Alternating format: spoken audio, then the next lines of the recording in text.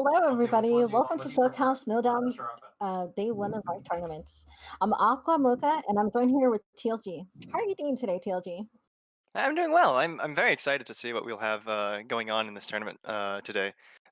We'll be casting the first 2 hours of this tournament for the League of Legends game, and we'll have probably around 2 matches in store for us. And I'm very excited to see what we'll experience between these teams that have just organized between different friends in the South California region. You have any thoughts about this tournament going in? Yeah, I'm super excited. This is, of course, the first time I'm joining SoCal Snowdown, and I'm really happy to see the team sets show up. And I hope everyone good luck. Yeah, I wish them good luck as well. And shortly, we'll be going into a draft phase of the first game. It'll be very interesting to see what kind of picks our different players will come up with today, what kind of bans they choose, what they're worried about in 11.3, the current league patch. And we can see that we have the picture up right here between the two teams. Yes, we have Rubber Duckies versus USC Trojan Esports. Let's see. Rubber Duckies have the first ban. It is TF. Yep, definitely a decent ban. Get rid of that large roaming potential. Definitely something that can be feared in the mid lane. That can be brought like a presence that can be brought both mid and top, and then just a nice overall utility alt with that vision. Yeah, and we're now seeing that Heimerdinger being banned out from USC Trojans. Yeah, this Heimer's not a very popular ban pick, so what we can assume is that probably there's someone on the side of Rubber Duckies that was intending to play Heimer that has a decent amount of experience on the champ, and that USC Trojan Esports were more so just trying to find a way to kind of disrupt Rubber Duckies going into this game. Really seems so. I hope that Rubber Duckies What? focus on getting rid of global pressure. And we see that they get rid of Aurelia, which is a strong top laner. Yeah, Aurelia definitely does have that really nice 1v1 solo kill potential. Very hard to deal with. Malphite coming out, being a tank, easy to play. Also, something that can be a threat if he pairs well with other teammates. And then we see a Malphite ban. They're really scared of a wombo combo happening from Rubber Duckies. Mhm. Just being kind of erring on the side of caution. A Master Yi, very interesting band from Rubber Duckies. Not a very common champ at all seen in League. But definitely something that they're probably worried about is this hyperscale, maybe a snowball potential of this champ. Don't want to deal with something that might be abusing a lot of like invulnerabilities. Very true. And then the third ban for USC is Rek'Sai. Yep. So Rek'Sai means one of two things. Either it's a Dash to Zero's champ of choice, or that Wuju Senshi might be looking for Lee Sin, and Rek'Sai is the vacuum counter to Lee Sin. Yeah, and first pick should be Jungle Graves. What do you think about that thus Jungle far? Graves. Nice thing about Graves is that even though it's most popularly played in jungle, will most likely be jungle pick. He can flex two four roles, both top, jungle, mid, and bot. So he's a really good starting pick since you can put him wherever you need him. But we'll likely just see him in jungle this game. And a very good Aphelios. Aphelios can really do a lot of burst damage and also help out with poking. Mhm. And it's interesting, we see Thresh here definitely wants to bring proximity to Aphelios, make good use of his crescendum. We'll actually see something really interesting, which is kind of like giving us a bit more information than we'd otherwise know. We do see Wuju Senshi with the Smite Ghost, so that would hint that he might be playing a champ like Olaf or Hecarim, or intending to play Olaf or Hecarim, which does take Ghost over Flash in the jungle. Oh, they were hovering Morgana, but they flexed, or not flexed, but they Yeah. moved on to Zyra. hmm I think So Zyra's really strong here. Sorry. yeah, Zyra is indeed pretty strong here. Phelios and Thresh, they have a really nice engage potential, but Zyra has nice amounts of disengage, a lot of disruption with her ult. Her plants can really help keep distance. So Zyra's a good pick here to kind of offset the more aggressive aspects of the Thresh.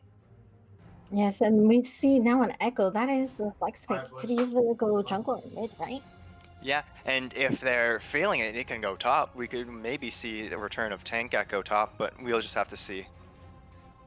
Oh, and a Karthus pick. How do you feel about Karthus here in this matchup thus far? I'm not a fan of third pick Karthus. I feel like Karthus should almost always be reserved for fourth or fifth picks because Karthus does require a certain team comp setup in order for him to be useful. He can't have things that like shut him down on the enemy team in order to be useful. And it's actually interesting because we see Wuju switch to TP. So maybe he's actually planning on running some interesting Karthus TP, unless Karthus is going bot. We don't honestly know. Yeah, and then we see the second set of bans, which is Kaisa and Galio. Galio is such a strong ban currently. So Galio, more of that like global theme, like TF. Kaisa is just USC trying to attack that bot lane. You see the Jin come out, definitely trying to maybe put some pressure on Izakake and their own pick, see what they can do against this Aphelios Thresh. Yeah, and here we are waiting for the last ban. Wonder what it'll be. Mhm. Rubber Duckies does get the last say in who's not allowed to play. And they're thinking it over right now, not quite sure what they're going to go with. 3 seconds down, and they're choosing Silas, afraid of that really strong snowball potential, just like E.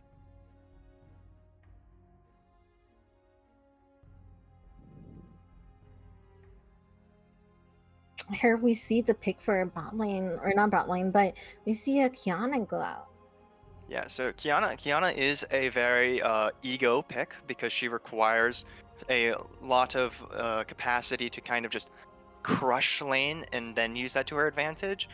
She suffers in really high amounts of coordinated play because her like her kit is one of those kinds of toxic kits that require her to be pretty bad. So where she really excels is in like skirmishes where people are uncoordinated and don't know exactly how to deal with her. And we'll just have to see just how uncoordinated Rubber Duckies is compared to USC this game. As MF comes out for Rubber Duckies, a very solid neutral ADC pick, probably going for something inoffensive in the bot lane, trying to look for something that won't cause him too many deaths. Yeah, and lastly for the rubber duckies, they bring out Renekton as and also for USC, they're hovering Twitch and now Akali. Mhm. So interestingly enough, okay, so it does look like they're picking for top right here, and they're just Oh trying to no, think. Camille was left open. Sorry, I just noticed that.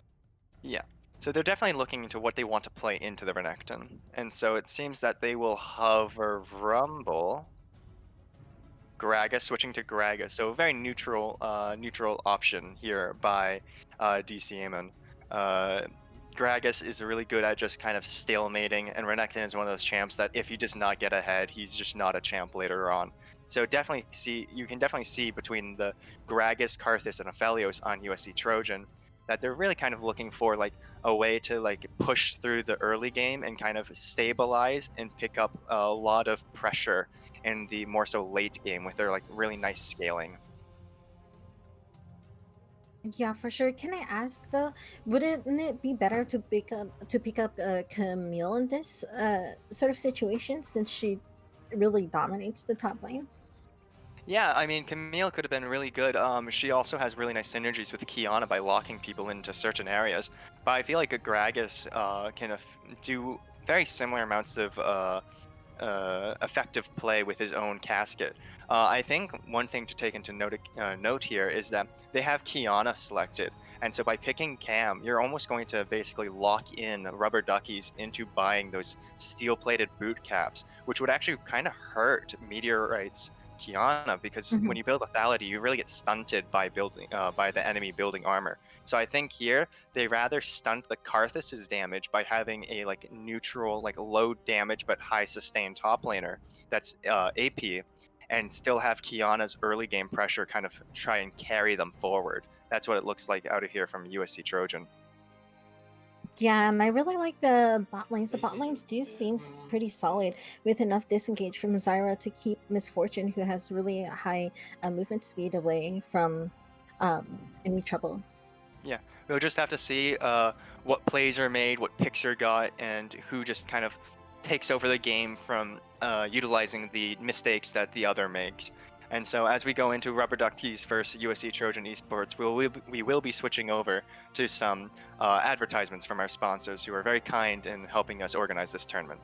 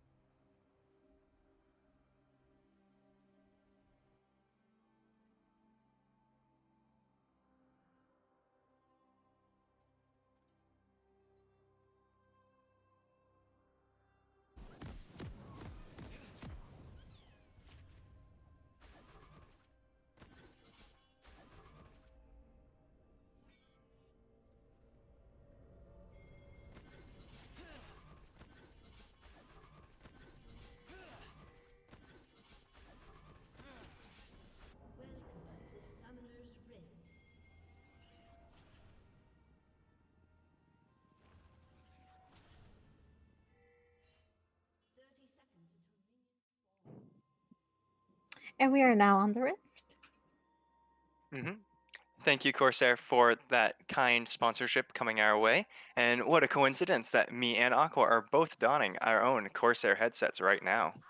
Yes, thank you so much, Corsair. I really love my Corsair products. So going into this game, of course, the most interesting thing to note is that TP on Karthus and that Ignite on Graves, neither jungler opting for Flash. How do you think of that? I think that's very particular because Karthus, he has no escapes. He's probably just gonna zoom and go in and just try to take anyone out with him. Yeah, I'm not quite sure what like the TP's like a main objective is. Is it like is he trying to set up something like he gets higher, like he gets to objectives faster, or he can like risk it dying more often? I just don't know where he's going with it, but I can't wait to see. Yeah, of course. I really expect maybe to get a backdoor TP to Yeah, for Karthus. that would be really cool if we see something like that out of the Karthus where he just kind of just ends the game in front of everyone. Yeah, so right now we see a little skirmish, a little poke out for every lane. Hmm. All good. Everyone's still 100% healthy or not 100, mostly healthy. Yeah. We got a Felios out here with that overheal, kind of cheating his way into a over 100% heal using that nice passive lifesteal on his weapon. Yes, a little back and forth, a little war to make sure that Thresh isn't going in for a hook. Mhm. We can see actually that Graves is being really risky this game. He's actually going in and taking that blue from Karthus. And that's going to like really hurt Karthus. I mean, what's he going to do when he runs out of mana now? He's going to have to back. He's already pretty low in his own resources. This might be really strong for the side of Rubber Duckies. Yeah, and I think this is a good setup for a gank because Rubber Duckies did let USC push in, and we can see that Graves is pushing in for a gank. He has both buffs and he's going in with his smokes. Thresh missing his play, and now Inferno last there. I think he's going to have to blow a flash, but no, he does not opt to blow a flash and instead gives the kill to Graves. Yeah, both of Trojan's bot laners end up actually dying here. We can see that Ignite really being oppressive on that Graves. He already has a dash, so he kind of gets his own flash every like 12 to 6 seconds, depending on how often he auto attacks.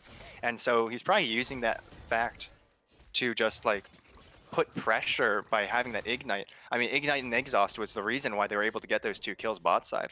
Yes, and we saw that Karthus did use his teleport to top lane to go into blue side's blue buff or jungle and see if maybe he can get something from their jungle. Yeah, so we definitely now see why we have the TP here. It's to kind of cheat his own way out of losing too much, as Graves did invade. So I'm just surprised to see it so early. Yeah, for sure. And especially since he didn't really get much out of it. He just went to go ward into their jungle, which is props to them, gives them more vision, but then to move back out. Right now, mid lane's not looking too hot. We can see that Meteorite is slightly lacking in terms of how much he can really touch the wave right now. But looking at items, he's got two biscuits, he's got a corrupting potion, he's full HP, half mana, so he's about tied with Echo. But Echo's down half HP without any more health pots. This could really turn into some nasty solo kill potential if Meteorite does get 6 before Echo and just decides to CC lock him. Yeah, and there was a little skirmish up on top lane. They did stun out each other, so there was no fruition to their engages. Hmm. Again, it's a pretty common occurrence that Renekton and Gragas are very neutral. The Mhm. Draves is being really aggressive this game. He's really trying to pull out all the stops and just stunting this Karthus. I think Rubber Ducky's really understanding what their objective is, and that's just to get an advantage as early on as possible, so that they don't get like just overwhelmed by the scaling potential of USC Trojans team comp. Yeah, we see right now that Karthus is warding up to take Dragon. He is currently at Dragon. Hopefully USC can respond to this, but Graves is too far away, and I don't think he can make it in time. Yeah, no, it's just a matter of it's really weird to see Karthus. Actually, he may not get it. He's going to have to smite early at the very least, it seems. But he doesn't have smite. Maybe he gets it, or no, he might die here. Yes, he does die, and that does alert Rubber Duckies that he is doing Dragon, and there goes the question mark ping. Red Yeah. team does manage to pick it up. Meteorite So engaging on Xerx, on Rubber Duckies, and he does go down to Meteorite. yeah, so just as we predicted, that early level 6 on that Kiana was the downfall of Zerapika on the Echo. And we kind of see Karthus making use of his passive in a very unorthodox way when he kind of just gives up his life for the sake of Drake. He was able to hold it off long enough for Aphelios to come save it, just not let it reset too much. And then in his own death pool was able to take over the first dragon. Very risky play by him. I mean, if Graves just had any sort of vision down or like decided to just blindly hop in, that would have been the easiest steal. Really, really risky. Yeah, it would be a risky steal since the bot had rotated. Bot lane could rotate. I think there needs to be a little more wards since Karthus is looking out for objectives more than Graves currently. Hmm. Uh, Ironically enough, however, it's not Robert Duckies that's like not warding much. It's actually USC Snowdown or USC Trojans that have two players yet to have even warded. I mean, Aphelios and Kiana with that two ward stacks just on hold. It's like, what are they waiting for? We can assume that by now they would have had like a good opportunity to ward, but I see it seems to be something that they're just not thinking about. Yeah, I think it's because of the dragon. Phaedos didn't want to ward and instead wanted to keep an eye out for Zaya. Right now, we can see him place down his first ward. And there's a gank coming in from Gragas, but the ward does spot him out. Yeah, Gragas, his wave's no longer under tower, so I guess he just assumed that he no longer had a responsibility top lane and tried to make a move with that Kiana. We can see Karthus is kind of struggling out here, keeping up with the resources. He's not having a good Very, time. yeah, very low health, very low mana. Is he gonna die to Krugs? I hope not. That'd be like the amount of executes that we're almost about to see is going to be very dangerous. Oh, there's a gank from Dashiro that goes in to try to get Meteorite. Meteorite it almost nearly escapes from the hair of his chinny chin. Yeah, so Graves, that ignite, alt, yeah, it was just something so hard to deal with on the side of Kiana. Her corrupting potions really don't give much benefit when you have that ignite ticking away, giving those grievous wounds. The alt was really well played by the Kiana. It kind of stunted them from moving. It got both of the Echo and the Graves, but in the end of the day, the Graves is already 2 kills deep, and we can see going forward that he's going to definitely be a threat that USC has to deal with. Yeah, definitely. Especially since right now we see Graves is getting Shelly, and he's rotating a lot, getting covering from top lane mid, and I haven't really seen him bottom, but I could be wrong. Yeah, so Graves kind of like left alone bottom just a bit, besides for his camps after he got that one gank, that level 3 gank really early on the game Mhm. on wave 3, that really hindered USC's bot lane. However, that doesn't stop Aphelios from out farming MF. But now we can see that it's actually a pretty decent time for Graves to take Shelly. He doesn't need any help from his laners because his Renekton's pushed up, his Echo's pushed up, Kiana has to come back from base. All game we've seen Karthus barely alive, and so he actually had really nice timings too. Here we see Inferno ults in to lock down a misfortune, and they're going back, and there goes the uh the ultimate from their jungler Yeah, from so Carter. Karthus Sorry. Karthus does have that ult go down. Doesn't get anything out of it. It was more so a secure ult, but they do end up getting MF. Now, as I was trying to say earlier, I was going to say Graves has really good timings on his camps because his blue buff was just about to come up at the same time his rift came up. Whereas the same time the rift would have been taken, and he could have even optimally chose to path to wolves rather than gank again. But this gank does seem to be going out pretty well. Yes, Graves saw that Karthus was bot lane, so he said, "You know what? I'm going to go help and take advantage that I've already killed Meteorite once, and I can do it again." Yeah. So, however, we do see nothing much came above it. Just Echo having a bit more pressure, a bit less to worry about. Mhm. Um, a lot of skirmishing going on top lane between the Gragas and Recton, but I still feel the Graves may have been more optimally able to go to Wolves and then take his Raptors and then take Krugs, and then he may be able to help something out between the mid and bot lanes around this time to help secure pressure and priority for this dragon that's coming up. And it's really important that they don't let USC Trojans get these dragons because they're already scaling comp. They don't want to give them more stats in late game. Yes, we can see that there are four people bot lane getting ready for Dragon, and they've really been scouring River or bot side River to get rid of wards and or create enough pressure so that they can freely take Dragon like Karthus is doing right now. Yeah. Meanwhile, it seems that the top laners, both without TP, are kind of oblivious to the matter. Dragons are just about down as all 4 members of the mid to bot side of USC are in the area of the bottom river. Echo's just staying in lane, Graves worrying about his farm, and then MF and Zyra picking up the wave. It was just about to crash under their tower. So How do it's you feel about Graves giving up objectives instead of opting to maybe help gank mid? Since I see his focus, he's going in and smoking and hopefully trying to get this kill. Yes, Graves does indeed get the kill.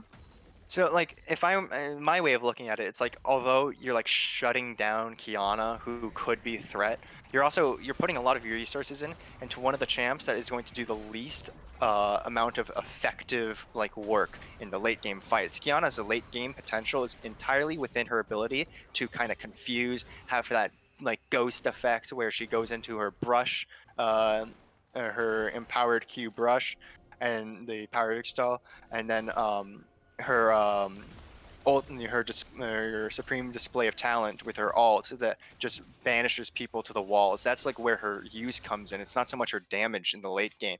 And since we see this late game comp out of USC, we can kind of surmise that Kiana's only good in the early game, and the extent to which this Graves is actually kind of shutting her down is not really building that much of a lead for the side of Rubber Duckies that these Drakes that they're giving up could really help them like secure.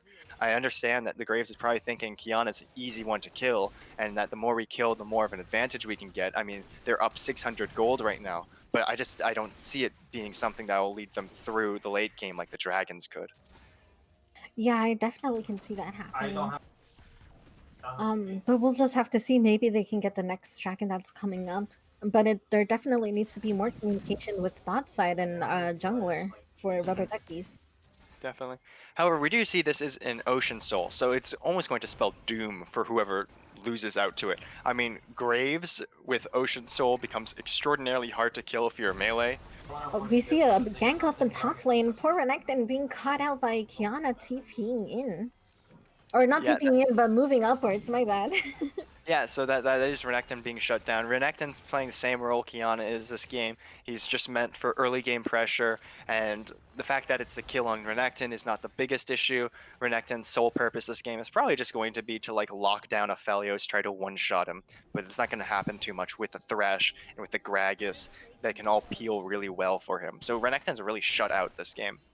We'll just have to see what they'll be able to do with the gold that's now going to be coming into USC's hands from that kill. Yeah, definitely. Especially since they're trying really hard to shut down the Kiana. But Kiana, if she's roaming around and getting kills, she can just catch up. And Kiana is amazingly a low eco champ. I mean, she thrives off the Dirk. She doesn't need these Triforce level items. She doesn't need these Kraken Slayer items that are 3,400, Infinity Edge 30, like these incredibly expensive items. She doesn't need them. She instead just, oh, give me this 20 whatever 600 Umbral Glaive. Give me this 2,900 Edge of Night. Like these much cheaper options. She can do so much more with less, and that's one of the great perks of Kiana. Yes, early on we saw that Graves was trying to set up for a gank, but the red team, Minari and Wuju, are setting up on the bot side and just completely taking over the jungler. The blue side jungle. Hmm. Graves has to kind of let them do that as he is top. He may be looking to do like a sort of trade. We see that within 15 seconds that Shelly will be back, the second Shelly. But Graves looking to be caught out, gets ulted to the side, and Karth is busting out his ultimate. We see that Zerbrika, it might take, yeah, does not get the kill. Actually, that goes to Graves. yeah, so the Graves Ignite is really just the reason he's doing so well this game, it appears. Echo, questionable ult. I don't know if he felt he was like concerned. His ult wasn't in range to touch Kiana, so it kind of even like hurt his chances of finishing the kill, if anything. But we would just have to see if USC can capitalize on Echo no longer having that chrono rewind at his disposal. Yeah, we can see the lane swap from bottom up to mid. They're looking to create more pressure and push into for a tower. Yeah, especially with that nice incendium on that Aphelios, it's so much capacity to push. He's just entirely spraying the waves. Oh no, poor Renekton. He does not notice that the rest of the team is on top side. They're looking to get Shelly. Or not Shelly, right? Yeah, Shelly. Yeah. But here So we see a trade. Like you said, they're trading out Shelly for Dragon. So this is actually, in all seriousness, it's like best case scenario for rubber duckies. I mean, that Shelly is the second Shelly. There's no more plates anymore. Most of the towers, even on the side of rubber duckies, are pretty healthy. You can see from the display on the minimap, and it's just this. The Ocean Drake saves them another 5 minutes from possibly just losing to Soul, losing to Elder, and it's going to really help them out. Oh my gosh, Echo just getting absolutely deleted by two shot or three shotted by or sorry, not Echo, my bad, Yeah, Kiana. Helios, yes. Aphelios. Run, dash you. And Run, then dash you. Meteorite does end up picking up Graves there.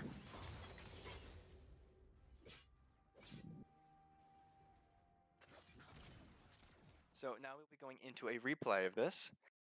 Yes, We here can we see. see, yeah, we can see the Graves and Echo really hard pushing into the enemy team, into the Aphelios. We got the Ignite out, the the smite coming out for the extra damage. The Gale Force really helping secure it, reposition. But Kiana is able to use her Edge of Ixdal to just kind of give herself a bit more of a boost, and then just kind of slam away at Graves, who got too low. He tanked a tower shot. He was in the fight for a bit too long. Echo will be able to get out unscathed, luckily for the side of Rubber Duckies. Yeah, that was a one for one trade. Do you think that might have helped the Graves a lot more since it was they got a kill on Aphelios? I'm completely unsure because at this point, Aphelios is actually his saving grace right now is his farm. He's got 150 farm as opposed to the 120 we see like all around the board, like on MF, on Graves and whatnot. But like the Aphelios isn't like the scary part right now. It seems that right now they need to be focusing on Gragas, who's not even opting tank. He's not being a neutralizer. He's going phase rush into full damage. He's got a Night Harvester that has a nice 100 to 200 damage extra proc per champ every 40 seconds. That'll be really good for Casket, which can have the potential of just hitting all 5 team members at once and nice solid amount of damage. And Karthus is actually pretty even. So the issue is actually going to be in the AP champs on the side of USC, it seems, this game, as Kiana and Aphelios have been pretty decently shut down so far by the Graves ganks. Yeah, we saw Kiana earlier trying to go for a bot for a gank, but Rubber Duckies were able to sniff it out and not be susceptible for it or to it. Yep, and then we see Meteorite does end, or Meteorite ends up losing that tier 1 tower mid. Echo is fine. He's backing up Graves. They are not in too much trouble. But that Shelly comes down mid, and there's 4 of USC's team going at this mid tower. There's not much that can be done. We see that Echo's maybe trying to go in, but no, the mid tower does go down. Mhm. So at least Graves will be able to pick it up. He'll end up stopping it from doing any more damage. Um, we've seen like very little of Graves top lane this game. I find. I think the Renekton pick is almost like just pick me a champ top that I can like win lane or apply some amount of pressure so that you can ignore me. It's not like this. It's not. There's no like Renekton Nidalee dynamic where it's like, oh, camp me because I'm Renekton and I have this ultra powerful ability to like chew down people and hold them in place, and I have this great kit for gangs. Instead, it's more so I'm Renekton, leave me be while you get the rest of the team ahead, which we don't really see often with Renektons in the top lane. Yeah, right. I feel like top lane has been going even. They've been poking slowly at each other and also stunning each other. Yeah, it's just a weird matter of just Gragas. Every time he gets a bit buzzed, he's just healing up a bit more, and then Renekton's Q is just a way for him to rejuvenate HP, and they're like really not ever killing anyone unless Kiana comes, Karthus comes. We see Thresh here trying to maybe make a play, but they're both recalling. It's like the Gragas and the Yeah. Renekton, they just can't do anything to each other. They're just stalemate as harding as possible. Yeah, that was very close, but Renekton really moved back and sniffed out that gank. There were three people out there. He should have been very careful. hmm I want to talk about this for a quick second. Very interesting. We almost never see this on the MF. Is the Kraken Slayer? Usually on MF, it's very often we see the Gale Force to the Eclipse. But I guess this game they're opting for more of like an attack speed, more high damage anti armor, armor cut through item, which is very interesting. Not very common whatsoever on MF. And we'll just have to see how Rubber Duckies makes use of this coming this fight. Yeah, Rubber Duckies really warded up for a round dragon, but USC did manage to push in and create enough pressure. Rubber Duckies really respecting that. They do blast cone right into it. Zyra ult, and then the Kiana ult comes down. Let's see if Rubber Duckies can pick up anything. They don't pick up a kill, and the MF ultimate pops off. Yeah, Right so now, Renekton at the very end does pick up Kiana, but besides that, I mean, MF ult was kind of late. It should have been right when Renekton TP down. That would have been like a pretty decent time to kind of line it up. Um, they unfortunately lost, or the side of USC unfortunately lost the Drake, which was something they really wanted. But they got so many kills out of it, they're going to get pressure in other lanes. Like there's no more tier two in mid. It's going to be really hard for upcoming Drakes for the waves to get pushed into USC side by rubber duckies now because of the lack of the tower. And we'll just have to see. Like I was saying earlier, it's definitely the Karthus that seems bad. And going into this replay, we can see just how this the Zyra alt and the Renekton coming down and the MF alt were just so mistimed. They weren't at all together. There was lack of communication. Meanwhile, you say this Kiana just absolutely shredding everyone against the wall. It was really, really powerful on the side of USC. Karthus finishing off that Renekton really, really strong for USC because that's just more gold in Karthus's pocket. We can see he's got Leandries, he's got Darkseal. That Darkseal is going to help for a lot of damage, but he may lose his stacks. Yes, we see Dash Hero, which is ringing around the rosy on top side to try to get Dash Hero, but Dash Hero does get away. Karthus without his ultimate in order to claim that Yeah, kill. yeah, very scary. It did seem that Graves did attack tower. May not have had champ only selected when he was attacking, but ends up claiming the kill. That Dark Seal losing a lot of power. Graves really far ahead here. I mean, he just got a shutdown on the Karthus, and that top tower's gone. Not much that ooh, Oh, actually. Renekton ulting maybe to get back onto Gragas, seeing they are trading little by little. Here comes Graves, hopefully poking. Graves has a lot of damage, as we can see. Two shots, three shots, and ultimate Graves does get away unscathed. No, he does not actually. Dashio claims him. Yeah, I guess what happened there, we can surmise, is that there was the red smite off on the Gragas. That's the DOT true damage burn with your auto attacks, and then combined with that collector, that Yeah, ultimate yeah. was able to just poke him just far enough down to kill. And that's really good because, like, I mean, the AP champs of USC were the problems for Rubber Duckies. Right, and now we can say that Dashio can pick up kills and be basically the cleanup crew. Oh, here we go. Here's the ultimate from Karthus, and Karthus claims um, Graves. Yeah, that was a one for one. Unfortunately, the Graves probably had a chance of living if he had his smite up. He could just smite that red buff, but no, he had to use it on the Gragas in order to secure that kill. Um, Looking forward, it's really dead even. I mean, we have a 4K, 3K gold difference and even kills, even dragons. Like, I mean, uh, the team of USC may have a better comp in terms of scaling, but right now it could go either person's way. I mean, it's a very close game. Yeah, fairly close. All of USC have lost their first turret, and then currently only the Rubber Duckies have lost their second mid turret. Yeah, the just this is like, I mean, it was unexpected how even this game would be. I mean, the comps had such wildly different intentions. I mean, Hmm. they were supposed to be early, a lot of early pressure on the Graves or Nectin kind of style of play. Meanwhile, Karthus is more late. Renekton getting caught out. We saw the pings earlier coming out and saying, "Let's all go and get on Renekton." Renekton going in on Karthus, hoping to get a kill, but no, he does get scouted out by Meteorite. Yeah, and then And the Casket claiming the kill. I mean, Karthus is really risking it with that Mejai's. I mean, he almost died again. He already has two deaths back to back by this Graves, but Zonia's luckily there to save him. yeah, that was a very cheeky handoff kill to their Gragas. They said, "Here you go, it's your top laner." I mean, ideally, of course, they would want that on Karthus because he does have that Mejai's, but because Mhm. Gragas picked up the Dark Seal, it's not as bad that Gragas gets it. I mean, Gragas we see is 214. He's definitely not dying nearly as much as the three deaths on Karthus. Maybe a bit more of a reliable choice to give the kill so that the seal stacks, the glory stacks don't go to waste. But I mean, Yeah. still, it's definitely looking like the AP champs are doing all the work this game for the side of the USC Trojans.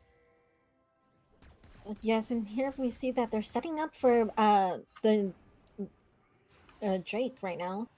hmm Currently 4 seconds to Drake. USC does have um, Drake secured on the riverside.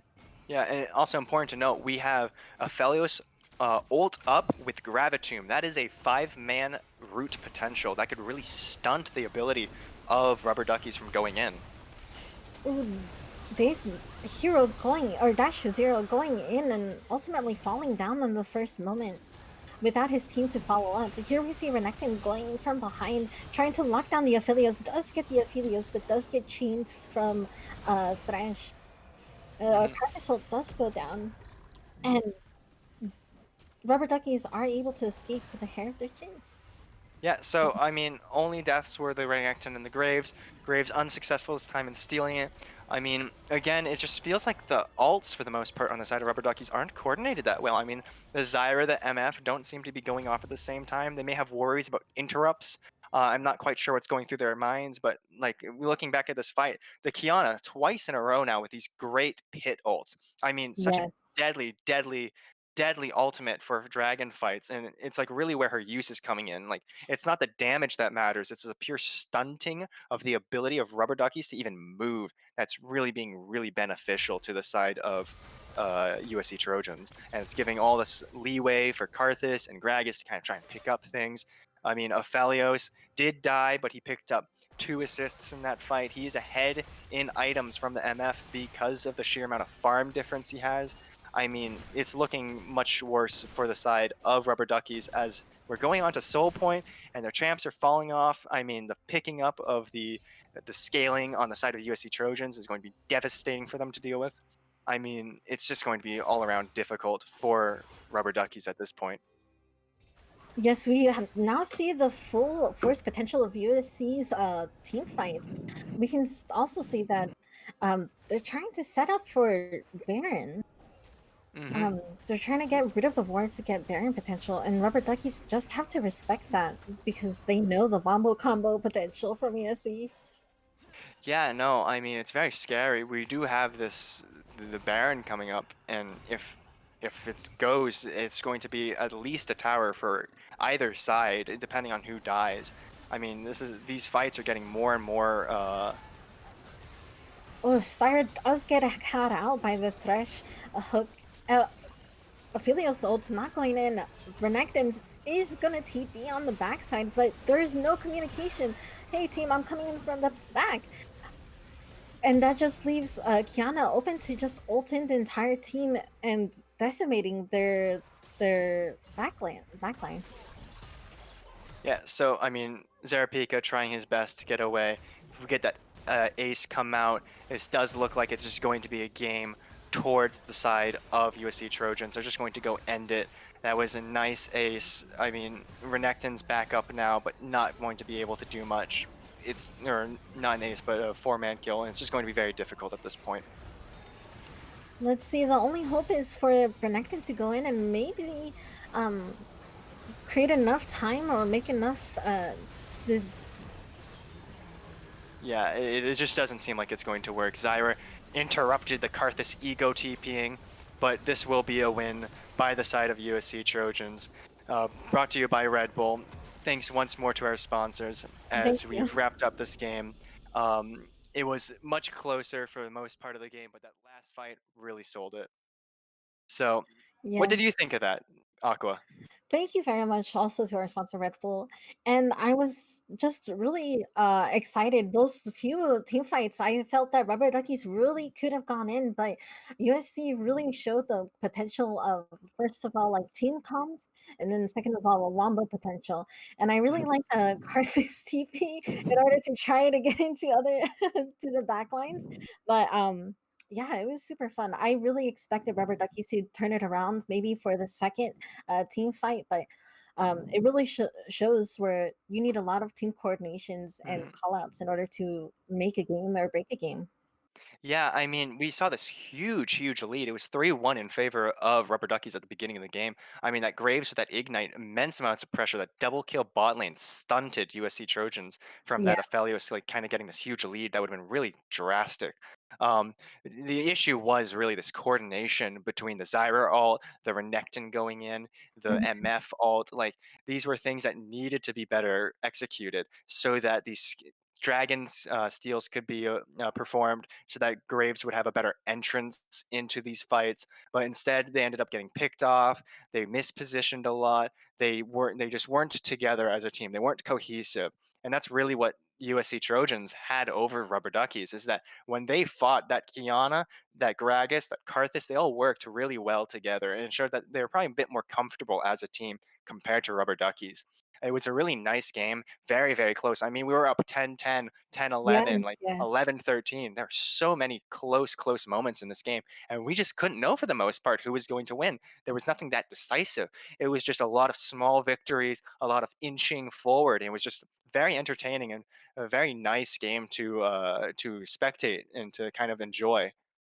Yes, thank you very much for both of the teams. It was a very amazing games.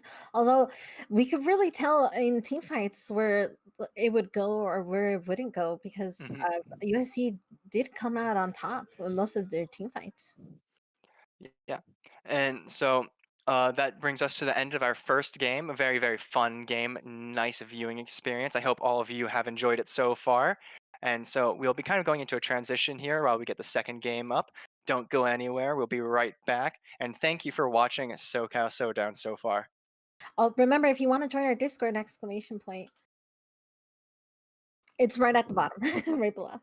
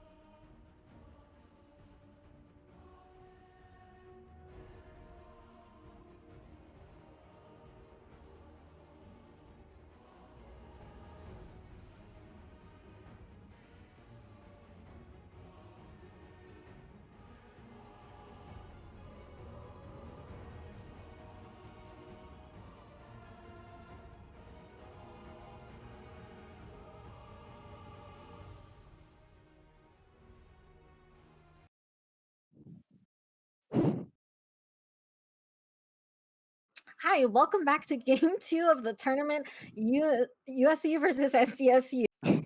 How are you feeling about this, TLG? I'm excited to see more of USC play after the last game. They kind of jumped ahead, starting the draft a bit quicker than we are. We'll see that we do see once more that Master Yi ban um, coming out from the enemy team. Definitely goes to show that Wuju Senshi probably really likes those scaling junglers. We saw Mhm. Karthus, we saw Yi being double banned, Aurelia coming out, Kaisa Jin being typical, Hecarim coming out on the side of USC. Do you have any thoughts so far? I think, currently these are solid bans, another one being Galio. They really wanna get out the kill and global potential, and, Mhm. locking away the, 80 carries from the side of San Diego State. Mhm. We got a nice flex pick for the first one on the side of Trojan. We got Seraphine, which can be put mid, sup, and ADC. Really nice pick. Lulu is also another support flex pick. Can be put top, mid, or support. We'll just have to see where they choose to put these two champs. Very nice openers because they don't lock you in anywhere. Udyr comes out, very solid, one of the best junglers in the game right now. And then we see Olaf being picked up. Olaf is really good for a speedy engage, especially since he's basically unbeatable. And a hover on Oriana, seeing Meteorite change off the Kiana onto Oriana. Mhm. So Olaf does have more so that does run that ghost, so it's more in line with the summoners we saw last game. Really good against bear stance Udyr because he just says no, I don't care about your bear. But we will see the Azir picked up, so they're definitely gonna want some sort of. They're definitely looking for some sort of terraform comp. They want to form where the fights are, make it really easy for Olaf to engage, Seraphine to charm and stun, the Senna coming out before we step into second ban phase. Yeah, and the Zero coming out from Meteorite. We've seen that Meteorite is really good with lockdown champs. We'll see how he'll do with the Shurima Shuffle. Yeah, it's definitely a champ that plays to the same strength he had last game, which was the team stun. Cam going out of the bans. Tom, the most popular by large amounts, pick with Senna, which kind of means that USC expects a Lulu top if they're going to ban Tom. Aphelios out, probably scared of Inferno's performance last game. Probably thought that the Grazers are just a fluke and that the Aphelios might actually be an issue for SDSU. And we're now waiting on the last ban from USC. They have 4 seconds, and they'll be deciding to ban Oh, Leona, a Leona. lockdown support. Really interesting. The Leona and Tom just completely say that Lulu is going top. We don't have any qualms about this. We're just going to say Lulu is not going to be supporting Senna. Lulu is just going top or mid, and that's like really interesting because Lulu could just support Senna. I mean, it's not very common support for Senna. Senna likes those more engagey, more savvy champs. But I mean, new Kraken Slayer rapid fire cannon build. I mean, anything could Rageblade build on Senna means that Lulu could be of use. Did you see And the Oriana coming out? yeah, our Pike picking up Oriana and seeing that Meteorite was hovering her. USC Inferno, we're waiting for him to pick his ADC, being this time Misfortune. Interesting pick. So far we do see an ADC and a mid pick, so that's kind of like locking away their Seraphine to the support role. That means less income for her, but it does mean that they will have a lot of disengagey and like slow slash mobility potential in the bot lane. So it'll be hard to pick up kills on USC's bot lane. They're probably going away from that more aggressive Aphelios Thresh from last game. As we see Kennen hovered, who would be going into the Lulu most likely. I don't like the Kennen. What do you think about the Kennen? I think Kennen is a good response for the Lulu to go top lane because he has enough poke and movement speed in order to get her and has a lockdown, but Lulu does have um what is it, the polymorph that can stop him. Yeah, so I mean, now we just see that Lulu's definitely the support as they're hovering Oh, top laners.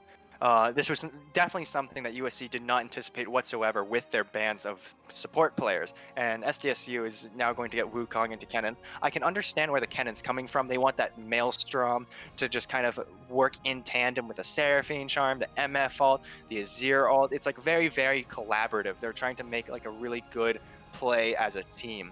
And I mean, it's fine, but I don't think Wukong is going to have any trouble with Kennen. Kennen's not in the greatest of positions right now.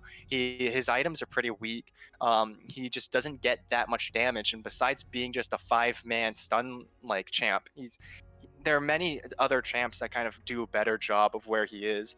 I mean, Wukong's not going to have any issues with him. Wukong's going to provide any sort of issue if he can get into that back line and just like uproot everyone when he strikes around in a circle. I mean, MF ult can get interrupted, and it's just going to be really disastrous. Especially imagine if he goes through in his ult and you have a Lulu ult on top of it. He's going to be massive. It's going to be really disruptive. It's going to be hard to play around. He's kind of on the tankier side of things, so Kennen doesn't really have to worry so much about him, or he doesn't have to worry so much about Kennen. He has the only thing is that I don't think there's the greatest gank potential top side. I think mid is also going to be hard to gank, so Udyr is probably going to focus mostly on objectives and hyper farming. Hmm. Just so much disengage and so much ability to escape on the side of USC Trojan. It's really going to be a fight of the jungle, I think, this game, where is Udyr or is Olaf going to have the more farm? Is Udyr or Olaf going to have the more objectives? I think we're going to really want to focus on these junglers to see how they propel the rest of their teams forward. You have any remaining thoughts before we move into the game? No, I think you've accurately interpreted all that I can say. Thank you very much. Yeah, so we'll be moving into a short ad break. Thank you to all of our different sponsors that are willing to help support us in this in our tournament this weekend. And before we head into the second game of the tournament between USC and SDSU, we will be awaiting a bit of advertisements from our sponsors. So Yes, and stick remember. around. Oh, sorry. Remember, if you have any like hype highlights that you want to clip, feel free to post it in the SoCal Slowdown League highlights. Yeah, and see you on the Rift.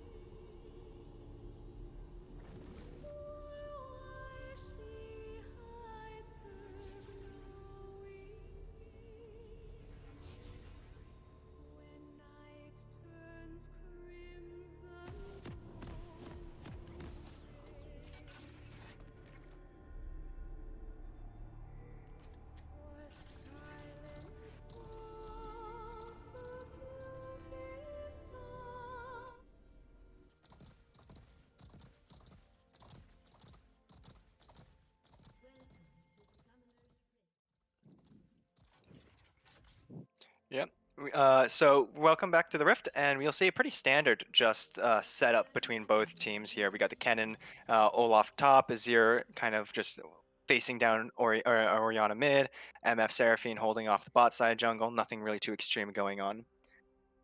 Yeah, how do you feel about the Kennen versus Wukong?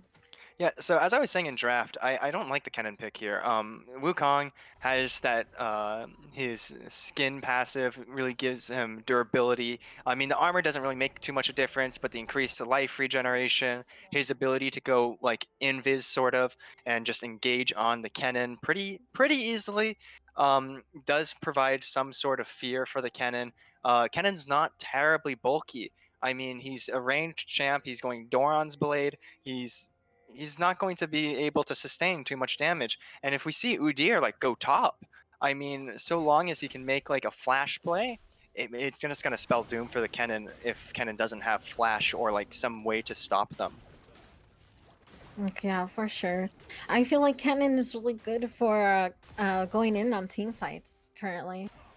Mhm.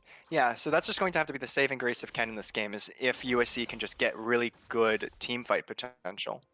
We did see Olaf doing a pretty standard clear starting blue side without a leash, which really helps Mhm. the USC's bot lane kind of push in before the SDSU bot lane gets to lane. But we'll see if they even do anything with that, as it seems that they've fallen to the blunder of push to do nothing. Yeah, currently the junglers have also respected each other and not tried to counter farm anyone. We Yeah, do so see a there's little skirmish in mid lane and bot lane, but nothing comes into fruition from that. Yeah, so no counter jungling so far, just pretty standard pathing. We do see waves being shoved in. Um, Nothing really special being played here. We can see here how the Wukong is like not really taking much out from this cannon. He's Eve, cool, and farm. It's as I was saying, they put way too much of their USC put way too much emphasis on Lulu top. That I think they just got short-sighted by the fact that Lulu could just not be top. Yeah, for sure. I know. I was fairly convinced too. I know it's hard. You just don't expect Lulu to go to a Senna, but I guess they just realized, well, if they're putting so much of their effort into picking for a Lulu top, maybe the worst synergy between Lulu and Senna may be worth having a better lane top, and I guess that's just what they went for, and we we'll see see how the it works out. Yeah, we see the ping go out from top lane. They're looking to get the cannon, but cannon does have enough move speed to move around. Chemo does get a stun off on him, but really that nothing comes out from it. Kevin Cannon has to back up, but minions are pushed to red side that he doesn't have to worry about that. So Demon here already learning Flash. It's just not good for him. I mean, it's like it can be really dangerous for Kennen, and the whole thing is that if Kennen can stay equal, it'll be fine. But so long as Kennen kind of has this issue with sustaining in lane and like providing cover, I mean he's falling behind in farm already. It's just going to be a nightmare for Kennen into the laning phase. I mean, outside of laning phase, he might be better off, but we'll just have to see where it goes from here. Yeah, and here we saw earlier that outside USC had gone into red side jungle and warded, and we Olaf did go in to get grump from Chemo. Chemo saying, "What the heck happened there?" Yeah, so definitely Olaf's trying to get any advantage he can. As I said earlier, I definitely believe this is going to be a battle of the junglers. It's going to be very difficult for the individual laners to do much. It's going to just all be reliant on how much the junglers can like apply pressure and kind of push their laners ahead.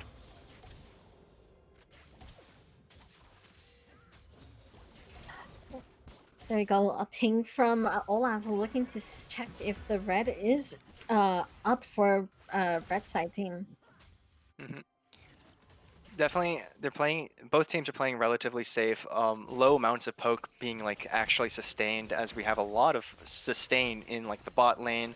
Azir very low mana, but does still have TP. Orianna just blowing TP. Mid very even. Top does have a decent advantage on Kennen in terms of the energy as opposed to the mana. But I mean, he's down a flash. He's down 16 farm. It's just not enough, it seems. Yeah, Kennen having to ward behind himself since Udyr did go in to disrespect Olaf in his own jungle. Hmm. Yeah, and it just goes to show how scared Kennen is in this matchup. I mean, the Udyr already top twice looking for something. It shows that he understands that Wukong's probably the lane with the best chance of actually helping him. Olaf pathing towards Drake now. This is going to be really big. Any sort of Drake advantage will almost spell victory for either team going into this game. Yeah, we saw earlier today that Wuju is really good at keeping how do you say jungle timers and knowing when to take objectives. Definitely, it's what caused them to win last game most likely because they just were able to get so many of the drakes that they didn't have to worry about soul point. And I mean, if you can just scale off drakes, it doesn't matter really what happens in the early game. You just need to keep up and farm. You just need to make sure you don't give up too much. I mean, they gave up plenty of towers, but I mean, effectively the income was always equal. Yeah, for sure. We see pinks going on to maybe catch the Lilio out, but Lily does have the help of Udyr there. Mhm. May seem like something's going on, but Olaf is level 6. Yes, Olaf can just ult and say, nope, here's my gameplay button. Oh, Shurima Shuffle did not go off. Udyr having to escape. Line getting the first blood goes to First Line. blood going off to Seraphine, yes indeed. That ignite, the flash ignite on the Udyr was just enough. I think it was the final tick that got him too. It was a really good start to the game so far on the side of USC. That first Drake, they got first blood. Unfortunately, a lot of summoners they lost. I mean, they had to use Olaf ult, they had to use flash and ignite on the Udyr? Seraphine. Or Seraphine. Yeah.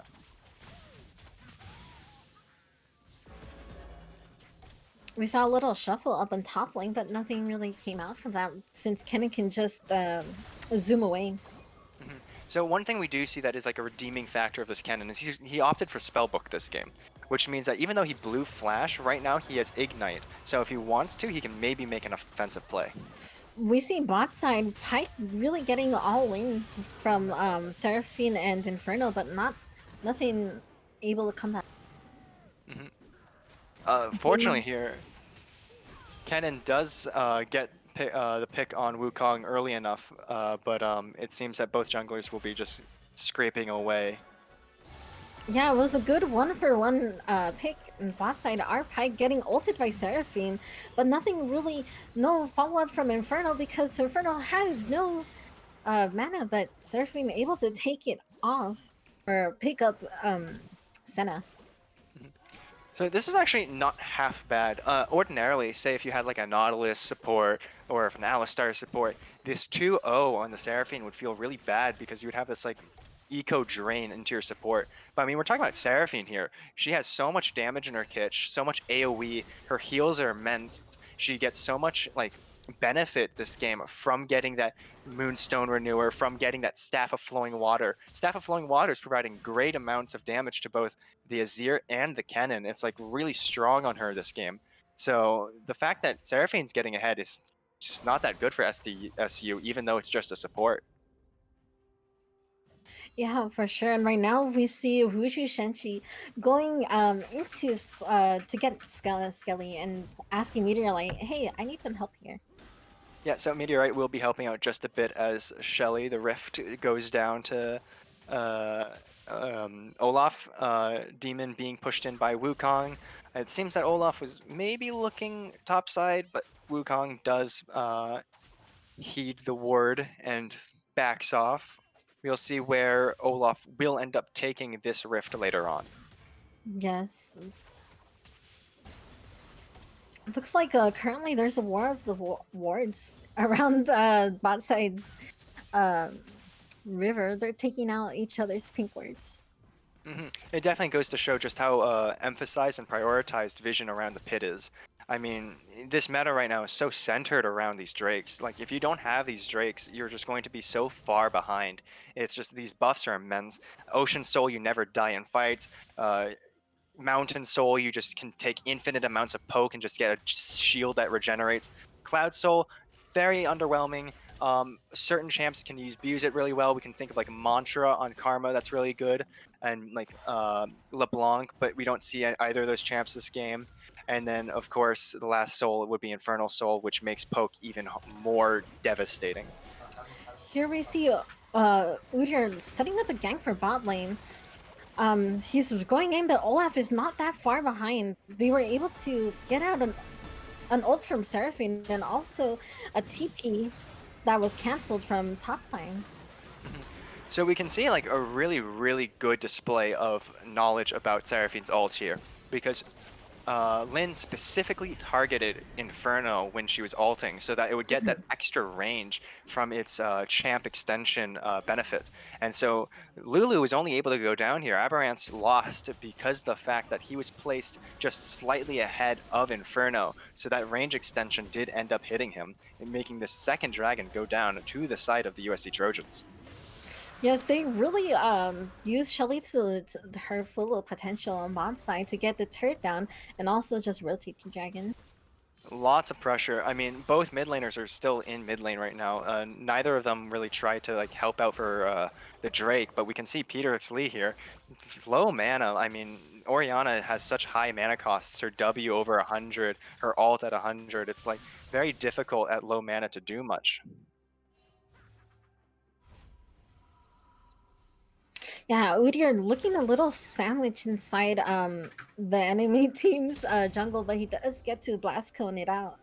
hmm Maybe even claims this scuttle, but it would look unlikely as Seraphine's here to support. Inferno also slowing. Udyr does have to flash in order to get out. He does give a little heart knowing that, hey, there was at least three people chasing me. Yep. So that's going to be bad. That means Udyr has a worse setup now for ganks now that he loses his flash bear potential.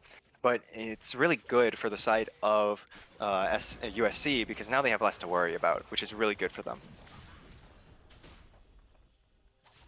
Yeah, we see that bot lane has switched up to mid to try to create some pressure and get the mid tower. Mhm.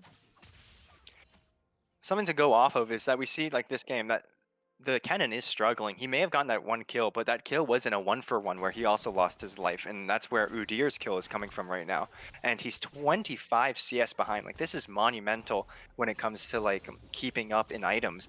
I mean, this is like it's really hard to keep up when you have such a low eco as opposed to the opponent. I mean, he's not even at his mythic while Wukong already has the Divine Sunder.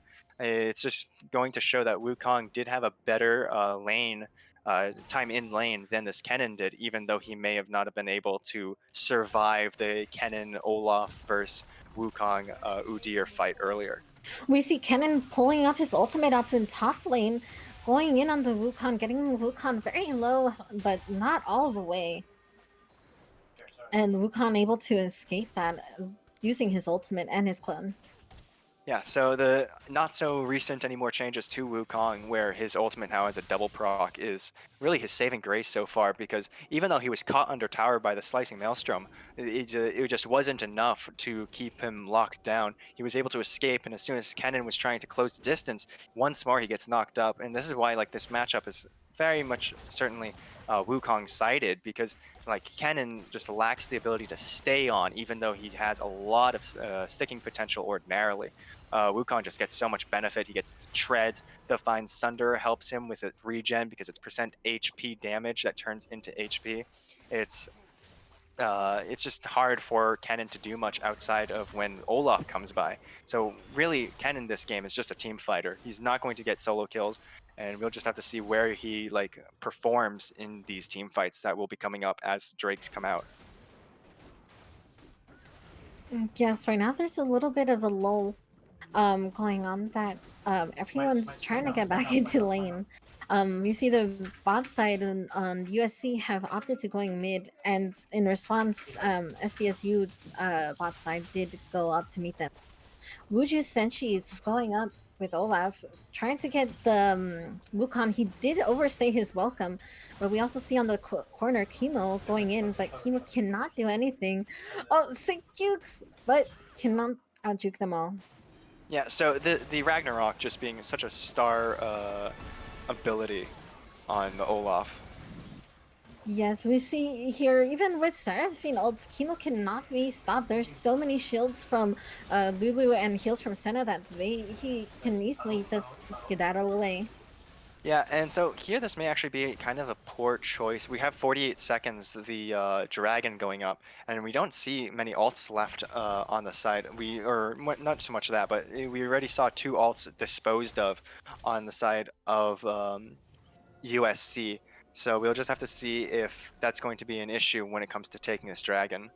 However, it's not to say that the Lulu alt and Senna alt aren't also as impactful as the Seraphine alt and the Ragnarok. Yeah, Seraphine looking to ward up to create pressure or at least dominate in for a dragon to come up in 10 seconds. But Mhm. Udyr did bank and is coming straight forward to try to contest that. Next dragon is Cloud Drake. So definitely right here, it seems kind of weird. The Azir, I feel, should have backed quite a bit ago and TP'd back with with item because now he's the only one without an item on the carries. Olaf opting to put Shelly down in mid to create mid pressure and have them destroy a turret. Wukong goes in first to try to separate, but Kennen comes in from the back line, just ults in. We see another misfortune ultimate, and Olaf just steamrolls straight through their team and looking to pick up Chemo. Chemo looking to run away, and hopefully he gets away. Does not seem so. Yeah, so that's a really good ace by the side of USC Trojans here, as we see the third Drake go down. I mean, it's this is what we were talking about earlier. Looking at this replay, we have the Kennen alt, we have the MF alt, and it's playing exactly to the strengths of the USC's team.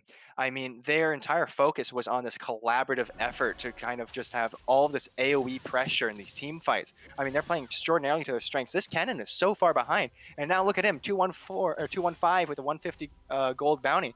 I mean, it's such a huge advantage for him right now. He did nothing in lane. He's down still in CS, even though he has less death timers than the Wukong. But it just he finally got what he needed, and that was that last like that one team fight push with that maelstrom gives him a lot of gold, a lot of like ability to kind of like show where he can shine. And I mean that team fight just went wholly in the way of UC Trojans, as we see now a 6K lead in goal and then a 9 kill lead in USC in USC's favor. It's going to be really really difficult at this point after that last fight for SDSU to catch up. Yeah, SDSU is really looking at Inferno saying, oh my gosh, this is a tasty misfortune up in top lane. There are three people at top lane. Maybe Senna might join them later, but no. USC are able to sniff out, hey, we might not be alone up here. On the bot side, Meteorite and going in on Wukong. Yeah, so Meteorite's very low. Wukong here really really aggressive, overstaying. Top side, Chemo going up, able to just get Skaven Pike going in and ultimately delivering the final blow to Misfortune. Seraphine barely keeping everybody alive, but Chemo is really going in and out in order to get to where he wants to be. I mean, yeah, this fight is one of the best examples of just how strong Udyr is right now. He lives through so much. He provides a lot of lockdown potential since it's his bear stance is up every 6 seconds. I mean, it's really easy for him just to go and reset it to execute damage and to go back into fights. I mean, Lulu here was also able to do a lot.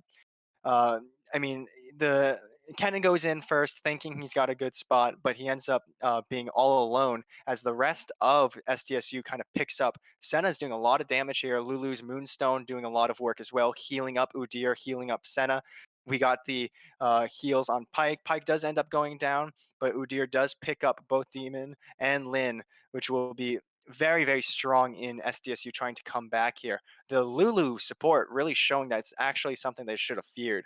Lin luckily does get Aberrants at the last second with those minion casters hitting the Lulu, but I mean, it went from 10 to 1 to 14 to 4. That's no longer a 10 times difference. That's a 3 point something difference. It's much less in favor of USC after that fight. Now, the only gold bounty left is on Olaf. That was a lot of gold claim. Yeah, and how do you feel about the last team fight? It was they did lose 3-4. Yeah, I mean, at the end of the day, when you're looking at the scoreboard, who has Yeah. kills on you SDSU? Like it's the Udyr and the Lulu that are getting all the money. And so even though like that was a really good attempt for them to come back, they're going to end up losing this Red Bull Baron, it seems, as they're just unable to do damage, as they're unable to go in. Chemo just kind of bouncing around as demons locking him out. Instead, the Baron will be left out, maybe. Yeah, they're looking hopefully no steal, but yes, Red Bull Baron does go to blue team. Yeah, and so I mean, this may be spelling the end for SDSU as they were unable to stop that Baron. They're going to have a lot of pressure coming in 47 seconds for Soul Point, and it's going to be devastating to deal with a cannon that gets an extra MS boost from Cloud Drake and Olaf with extra MS boost. I mean, it doesn't really help the Azir or the MF or the Seraphine too much. They're more stationary when they ult, but I mean, just imagine how devastating Olaf and Kennen will become. And Kennen was so useless in lane. Now he's so useful in team fights. And I guess they weren't able to lock him down enough. I guess it truly shows that Olaf was the one that was better able to use his jungle pressure to keep his laners ahead, whereas Udyr, being the only one really being able to participate in some of these fights as his teammates die too quickly, it's just not looking too hot for SDSU. Yeah, SDSU has to respect the full team of USC, where USC just automatically steamrolls Dragon. Yeah, so that's going to be a Red Bull Soul to the side of USC. I mean, their only vision was that Scuttle Crab. Like there was no TP potential. They have two TPs on the side of SDSU, but it was absolutely useless in that instance. We're going to see that Baron buff, the Red Bull Baron buff, is going to help them push up mid lane. They have the Soul Point now, making Kennen and Olaf devastating. It's just a matter of who fights better. Yeah, zero turret going up in order to stop or create pressure for red team not to go in on them. Senna does lock down Wuji Senshi, and we see Kennen go in and immediately use his ultimate, and they Yeah, just steamroll. Chemo barely making it out alive. No, UST does take his life. yeah, so that was a really nice triple ace on the side of on the MF's part, Inferno. We see like the scoreboard at the last moment. We look at items. There's almost the generic 1,500 gold disparity on the side of USC per player, as opposed to SDSU's team. I mean, it's really, really difficult at that point to kind of keep in the game with that kind of advantage going to the side of USC. Do you have any conclusionary thoughts about this game? Anything that stuck out to you, Aqua? uh, Thus far, I think it was really daunting to see that Odiard wasn't really keeping track of objectives like Dragon, but Olaf really did his best to make sure that Dragons were there, and there was a lot of team communication, especially with Kennen. Kennen's ultimate really changed the tide of every game, especially with only one item built.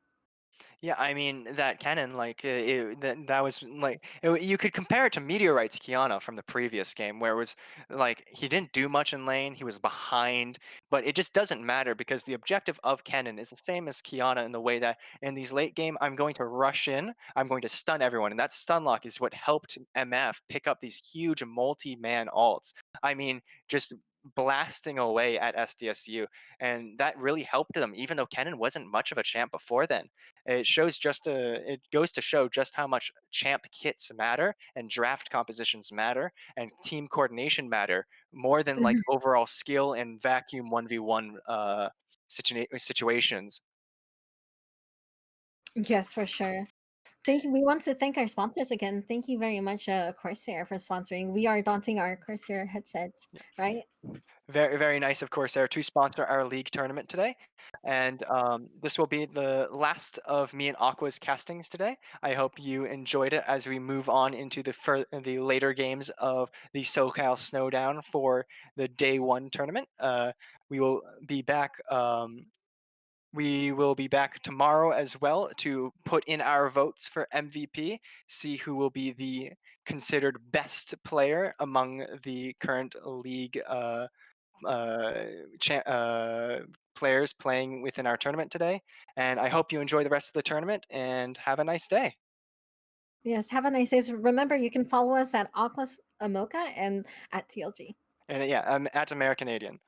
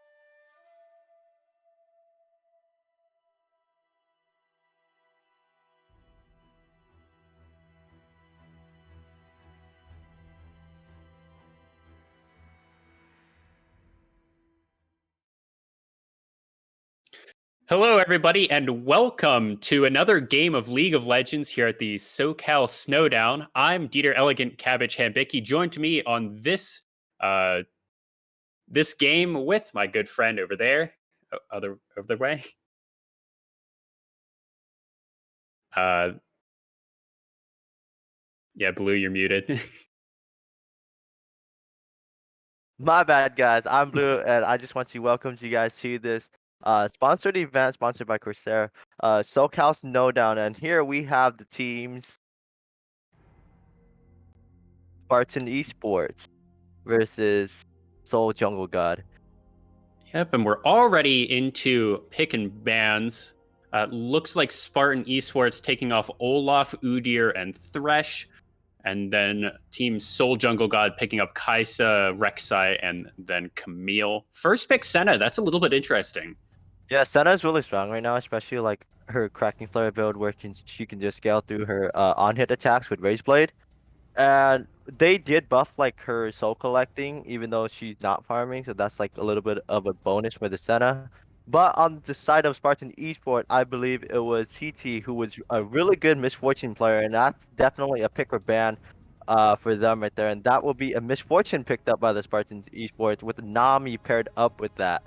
Yeah, that's no flex picks there picked up in that first round for Spartan Esports. It's a little odd that they aren't picking anything higher priority. I mean, I know that TT is very good on Misfortune, and I believe that his support Half Moon only plays Nami and Lulu occasionally, but it is a little odd that we aren't seeing anything higher priority like a Galio or any jungle that they wanted to pick up early and not have it being taken away by Soul Jungle God. Soul Jungle God picking up their mid lane here fairly early and rounding up their bot lane with the Blitzcrank there.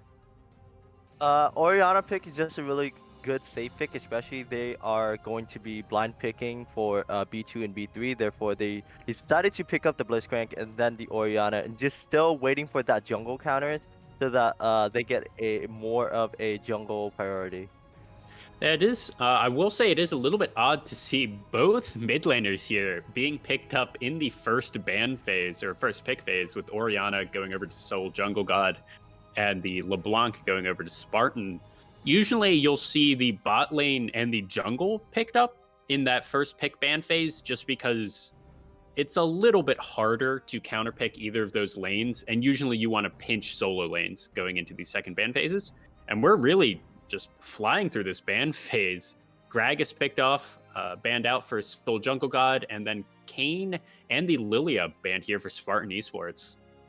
Yeah, and for sure, Spartan Esports is definitely target banning the jungle of Soul Jungle God. I mean, they got 4 junglers banned already, and that Thresh ban, I'm pretty sure the Soul Jungle God is very aggressive because those are all aggressive picks from the side, or aggressive bans from the side of Spartan Esports.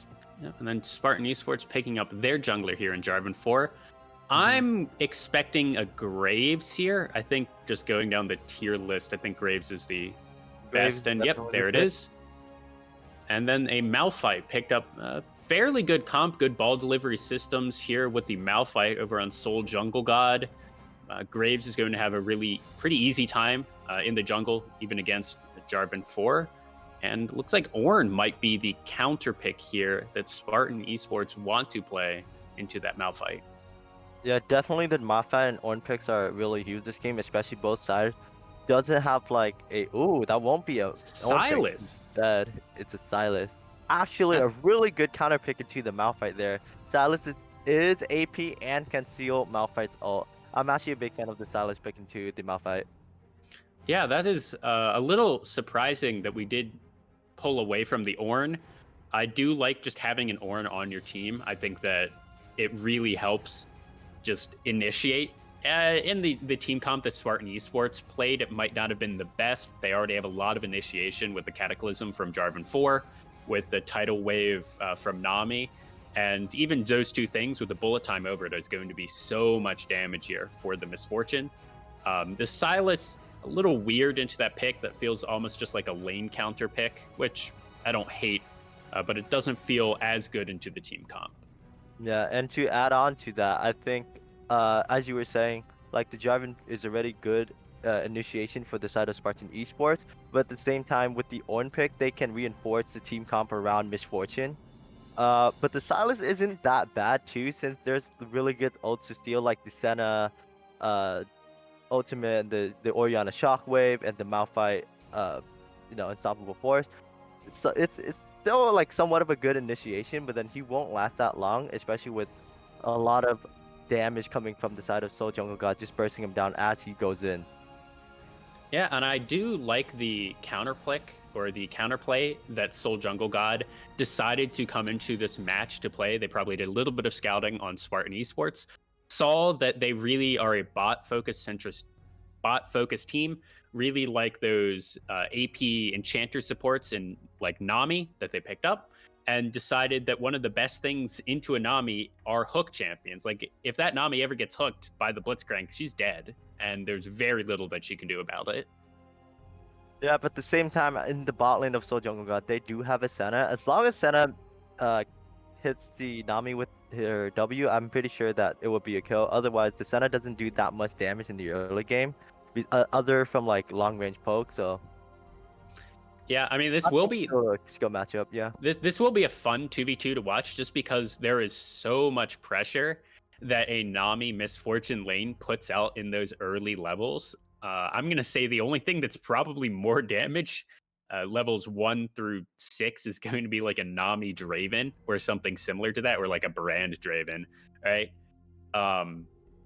But that's going to be a high damage bot lane that's going to be really hard to play against. And while they do have the sustain on Senna, she does a lot of healing, and she'll be able to scale much better than the Misfortune, frankly. And the Blitzcrank will also help hopefully stem the tide of not just being forced under their tower the entire time and just trying to pick up CS, which Senna is definitely not great at doing that. Yeah, and the only thing that can stop them from really scaling is the Senna or the Nami Misfortune just constantly poking the Blitzcrank and Senna out with her uh, Make It Rain and the Tidal Blessing. Yeah, and I also really, I'm not entirely certain what the Orianna pickup was here in that first phase. I have to imagine that Soul Jungle God was a little bit worried about their mid lane pool being pinched, so they picked that Orianna just in that first ban or first pick ban phase to make sure that it wasn't taken off the table. I don't know if that's a one trick or anything like that, but it did open the door for a counter pick here in the mid lane. That LeBlanc is going to be able to run all over the Orianna. Yeah, for sure. And Orianna is known to be a safe pick, but with a champion aggressive like LeBlanc, it's gonna be really hard to play against, especially if you're just trying to lane and just scale and farm minions. Especially on the side of Soul Jungle God, where you have like a Senna who's already scaling, a Malphite who's already scaling. You need a scaling mid laner, and the Orianna's a good pick for that, but against a LeBlanc, that's kind of rough. Yeah, and it's going to be really hard for Graves Orianna to do anything into this lane. I'm expecting a lot of LeBlanc pushing the Orianna in and then looking for roams. Doesn't actually matter which lane she really goes to. The Nami has quite a bit of setup. The Sylas also has quite a bit of setup. And the LeBlanc Jarvan 4, if they decide to roam with that mid jungle combo, that's a pretty guaranteed kill no matter where they go post 6. For sure. As long as they walk together and they consistently putting pressure around the map, I'm pretty sure the LeBlanc and Jarvan can really stall out that late game scaling from Soul Jungle God and pick up some kills for themselves. Yeah, this will hopefully be a fairly explosive game. I think it will be just with the team comp here that the Spartans have picked up. And there's, a decent amount with the Blitzcrank, with Orianna. Once the Shockwave comes out and the Graves collateral damage, that will be a lot of damage that they can do on one target. So this hopefully will be a really exciting, really explosive match. Yeah, for sure. And I want to talk about this Blitzcrank pick. This Blitzcrank, I'm pretty sure is more of a counter pick to the Nami. I don't really think it's fits in well with the team comp of Soul Jungle God, especially when everyone looks to go in or like peel back. Blitzcrank is kind of like you're trying to catch someone out, so it's like in between. Maybe a Thresh would have been, or a Thresh is ban, huh? Yeah. Yeah. I'm surprised it wasn't a Nautilus. I feel like Senna Nautilus is a bit better. I also think Nautilus is slightly more meta right now than a Blitzcrank. I think it really depends. I mean, a good Blitzcrank player is as long as you use the silence or his R to break the shield. Yeah. And yeah, I think with that, we'll go to a quick ad break as we load into the game.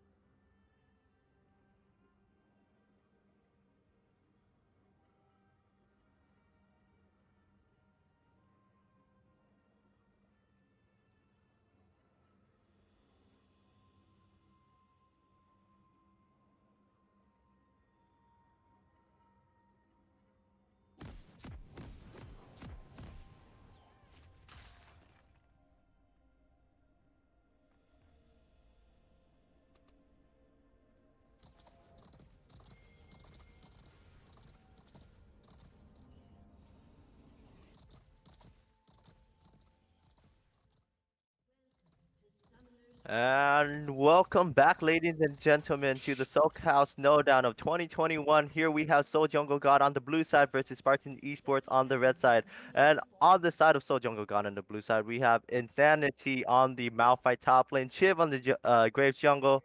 Mini was taken on the Oriana mid lane. Oh, we will see an invade here. Let's see what Okay. happens. Yeah, they know that the Blitzcrank was there. This is a weird 5v5 invade. Looks like Spartan knows what's going on. There's pings going down onto the red buff, blue pings going down onto the blue buff. We'll see if they want to continue or if everyone's just going to go back to their respective jungles. Yeah, and I'm gonna continue on with the team's introduction. We got Mini was taking on the Oriana mid lane, Elvism on the center AD carry, and Soul on the Blitzcrank support. Would you like to Yep. do the red side? Sure, and then on Spartan Esports, we have Seal here in the top lane on that Silas. Sighar here piloting that Jarvan 4 in the jungle. Sunleaf on the LeBlanc there in the mid lane. TT here in the bot lane with his support Half Moon on Nami. Yeah, and so far, I'm pretty sure both junglers are looking for a full clear and ganking their top side around 3 minutes 30. Uh, we're expecting a lot of skirmishes coming down from like the mid jungle combo as well, since they That was a lot of damage here. a lot of damage. Avalism? Avalism? I don't know. Elvism, yeah. Elavism taking about half his HP, already having to drink one of his potions. That's actually a pretty big deal here at about 2 minutes into the game. We saw mid, Mini was taken, going down to about half HP with one spell rotation from Sunleaf. And the only lane that seems to be going fairly well is CeeLo up there, or not CeeLo, Insanity trading fairly well with CeeLo up there in that top lane. Yeah, and Seal, he did get his level 2 first and decided to punish Insanity. Oh, the bot lane's going aggressive once again, and Elivism is taking a lot more damage than he should have. Now it's gonna be really hard for him to really lane like that. I mean, that's the how you play against really any hook champion, Blitzcrank or Morgana. For that fact, if you see the rocket grab go down, he doesn't have that cooldown for the next 15 or so seconds. Level 1. So that's really when you're as a Nami, as a Misfortune, you can walk up to the Blitzcrank and he might have his E, but one knockup level 2 isn't going to deter you from really just walking up there and doing so much damage. Speaking of so much damage, the red side is invading the blue side, but they were not getting anything out of that. And yeah, as you were saying, not only that Blitzcrank just misses hook and can be punished, he can just be punished by walking up with his relic shield, trying to take the minions.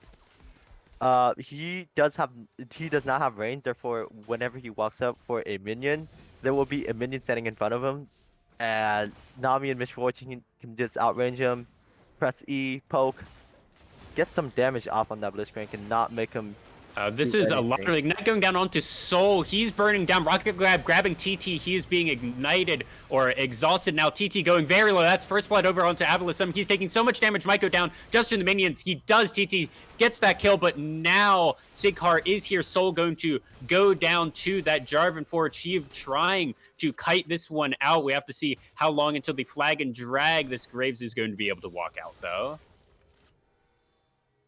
Oh, I'm pretty sure the side of Soul Jungle God, they fought in a huge wave there. That's why Alevism decides to, I guess, walk over the minion wave, and then he just takes a lot of damage from minions.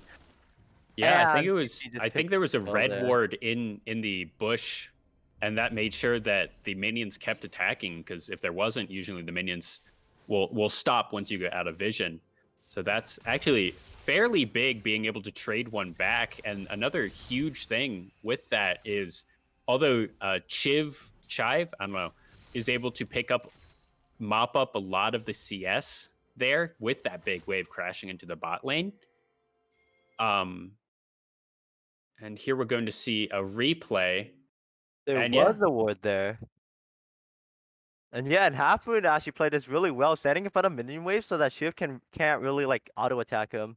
And then the only reason why he survived there was just Chiv not being able to auto attack Half Moon through that minion wave. Actually well played from the side of Spartan Esports. yeah, that was a really good kiting back into the minions by Half Moon. Mhm. But what I was saying with that minion wave, with it being that big, Avalisum wasn't able to pick it up. He's now 10 CS down, and Chiv was able to take most of it, so it didn't just completely go to waste.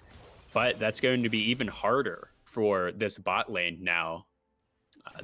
Were able to trade. That's Mini getting ignited, going very low. He's not going to die, I don't think. Getting out with just a sliver of health. Soul looking for something. The Aqua Prison not landing. And that's going to be TT getting knocked up, getting snared up, and Shiv taking that. And that's Nami. If you missed that Aqua Prison there on her Q, you're really not able to do anything to deter any fights after that. That was just a really good gank coming out from Chiv as well. So was able to walk up and just land the hook there, and that secured them a kill. And that's kind of really huge because Misfortune, after the first fight, backed with a pickaxe. So they could just go back into lane and start poking both Alevism out as well as Soul out. But then with Chiv being there, it just applies more pressure. They weren't able to do what they needed to do, which was to poke them out. Yeah, and that's also with that gank, they were able to transition that into a relatively early dragon here at 6 minutes 45 seconds, give or take. And now Soul Jungle God have a pretty good. Okay, CeeLo stealing everything in Insanity, having used his own ult to get out of that. No summoners burned, but he does not have that unstoppable force for the next fight. Yeah, with Dragon taking down, I mean, they really want to force something so that they can take Rift, but Rift's up in like a minute, probably like 30 seconds from now. Uh, with the Malphite being down, he still has CP to contest it, so pretty sure Yeah, they that's just want to pile for the Rift Herald. a Rift Herald does spawn at 8 minutes. Usually, if we are expecting a fight for that, we'd see the supports from each team roaming over to that now. seeing as we see both of them roaming over into the bot lane or going back to bot lane, I don't think we're going to see a particularly explosive fight. There is there is top priority for Spartan Esports, so they might be able to just use their 2 solo lane priorities and take that objective right on spawn. Doesn't look like they want to though. Yeah, and Sunleaf is definitely like poking out and like abusing the Orianna pick from Mini was taken. He pretty sure forced a flash when he ignited there, so Sunleaf still has flash up, so he can make a solo kill play if he wants to here. Yeah, and just look at all that damage with the electrocute proc going down. The good news that's a lot of damage that Mini was taking. You don't want to be here. Flag and drag into Cataclysm. Mini was taken trying to dip, dodge, and weave out of that, not able to do it. And Sighar picking up that kill right there. That was really Sunleaf almost baiting Mini was taken into taking that, getting the Orianna ult down. Looks like Sunleaf maybe or almost bit off more than he could chew, and then no, his jungler was there, and it was an easy kill. Yeah, not only that, they abused the fact that Orianna did not have flash. And then, well, LeBlanc did use her flash, but that was just to secure the kill. Yeah, and that's another thing with this jungle in Jarvan 4, with the Cataclysm down. If you don't have flash, there's going to be nothing here that Orianna can do. Chiv trying to get something here onto C-Low. Oh, there's Unstoppable Force going down, and Avalism actually from downtown able to get that one with his ult. 2 1-1 down there on that Senna. Doing a pretty good job. Now Avalism trying to get something done for him. Bullet time going down. Half Moon hitting the Aqua Prism, but he's going to get knocked up, by the Aqua Prism. Soul going to just run away. And that was almost disaster here for the bot lane of Soul Jungle God. Yeah, and that was well played by the side of Spartan Esports. I mean, the bubble coming out from Blitzcrank so that Blitzcrank can't really stop the misfortune from using the bullet time. But eventually, Elivism just got away there. They didn't really get anything, but they can just push a wave, get some plating. With everyone down here, it's a 4-man gank, sort of. It actually looks like Spartan Esports is looking for a dive right when Avalism and Soul get back to lane. The problem with this is Sunleaf is now known to be gone, and this wave is crashing now, so I'm not sure if there's going to be time. Okay, J4 spotted out Soul, getting a good knock-up. Soul might just go down here, and it looks like he will. TT picking that one up. That was a little bit of a, all right, one of us is going to die here. I'll give up my life. I'm the support. So. Yeah, and Flash was wasted from Senna, so they had to turn onto the Blitzcrank there. And yeah, no that summoners. Is really huge from the side of Spartan Esports too. They crashed 2 waves into the tower on the side of Soul Jungle God. That means that's 2 waves taken away from the Senna. 30 CS lead down there in the bot lane.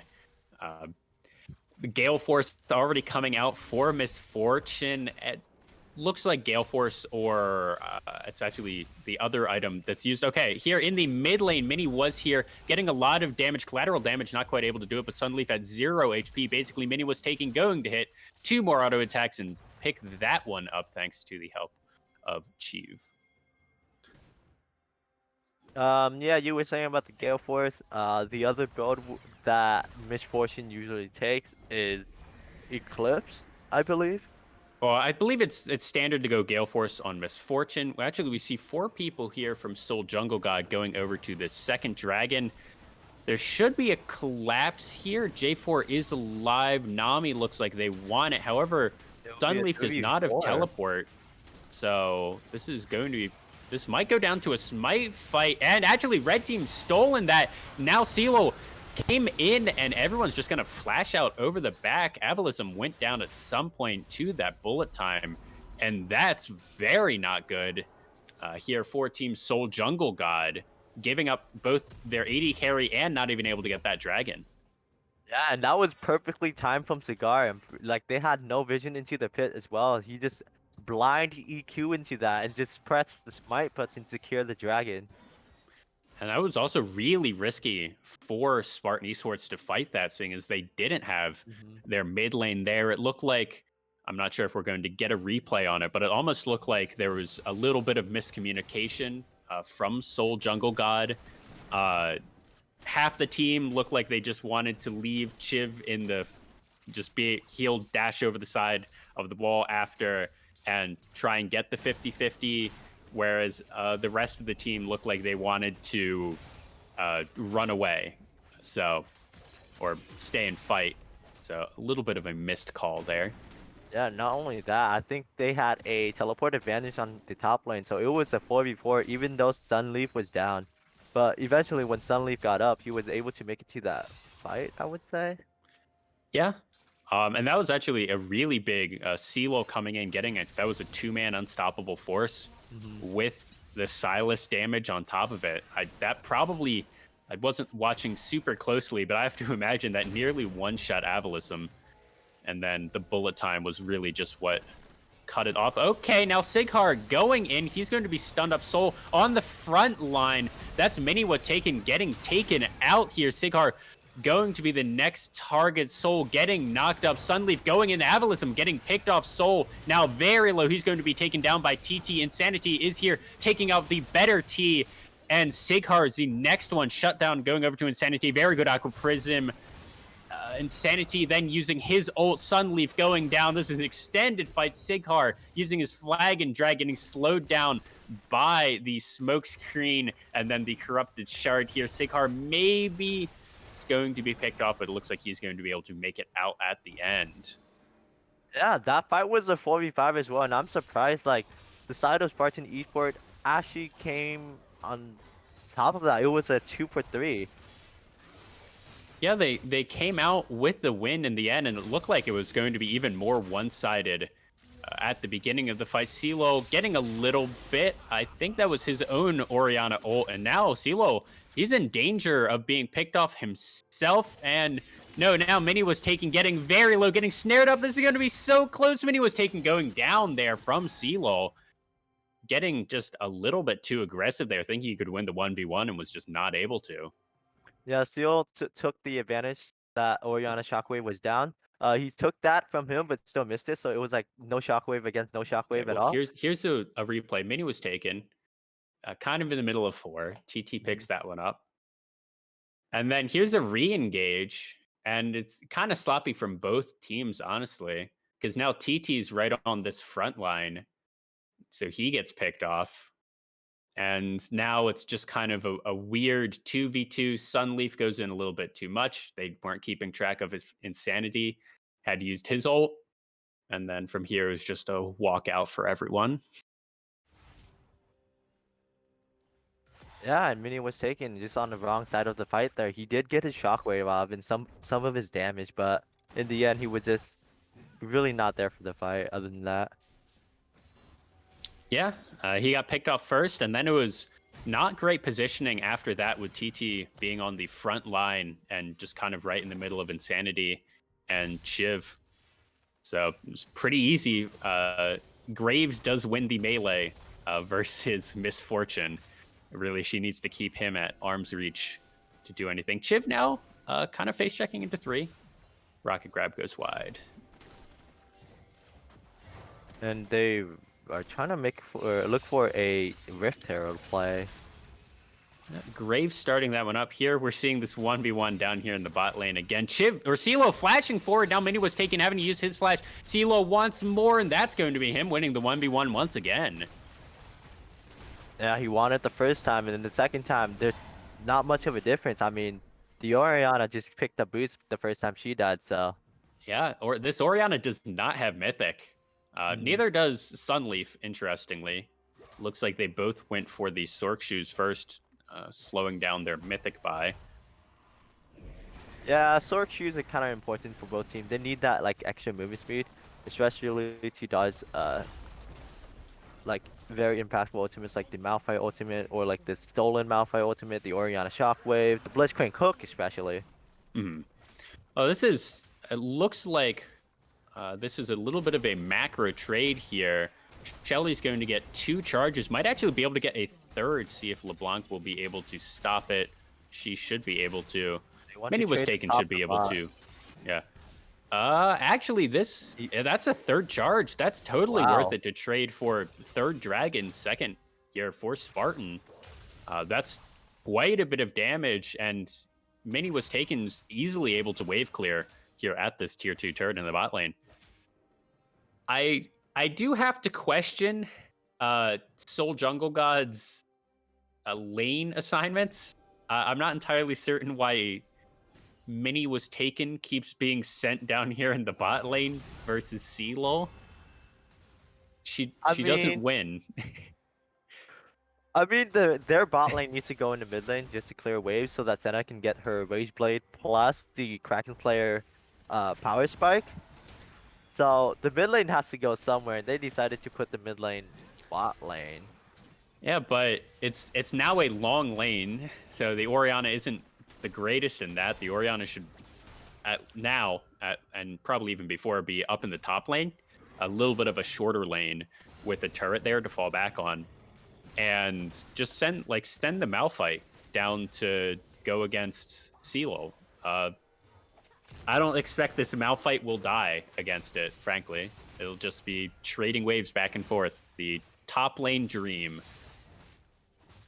Yeah, but true.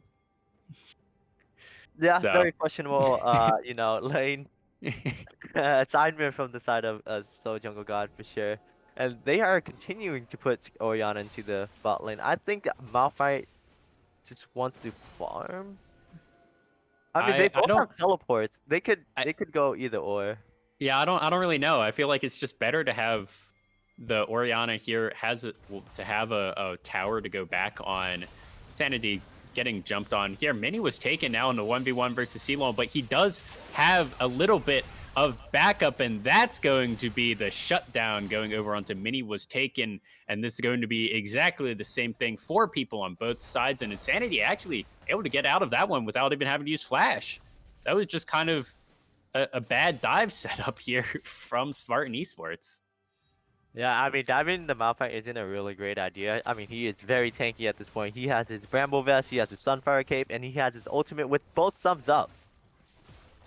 Yeah, I guess it is just deciding to back off. Might be, yeah, it will be a trade of towers, I think. No, Oriana's backing off, but it might be a trade of towers in the mid lane. It is going to be Yeah. a trade of towers in the mid lane. Alevism will pick up that tower mid lanes, opening up the map a little bit, especially on the top side where Baron is up. They can make plays around the top side jungle of Spartan Esports to try to make a pick for the Baron.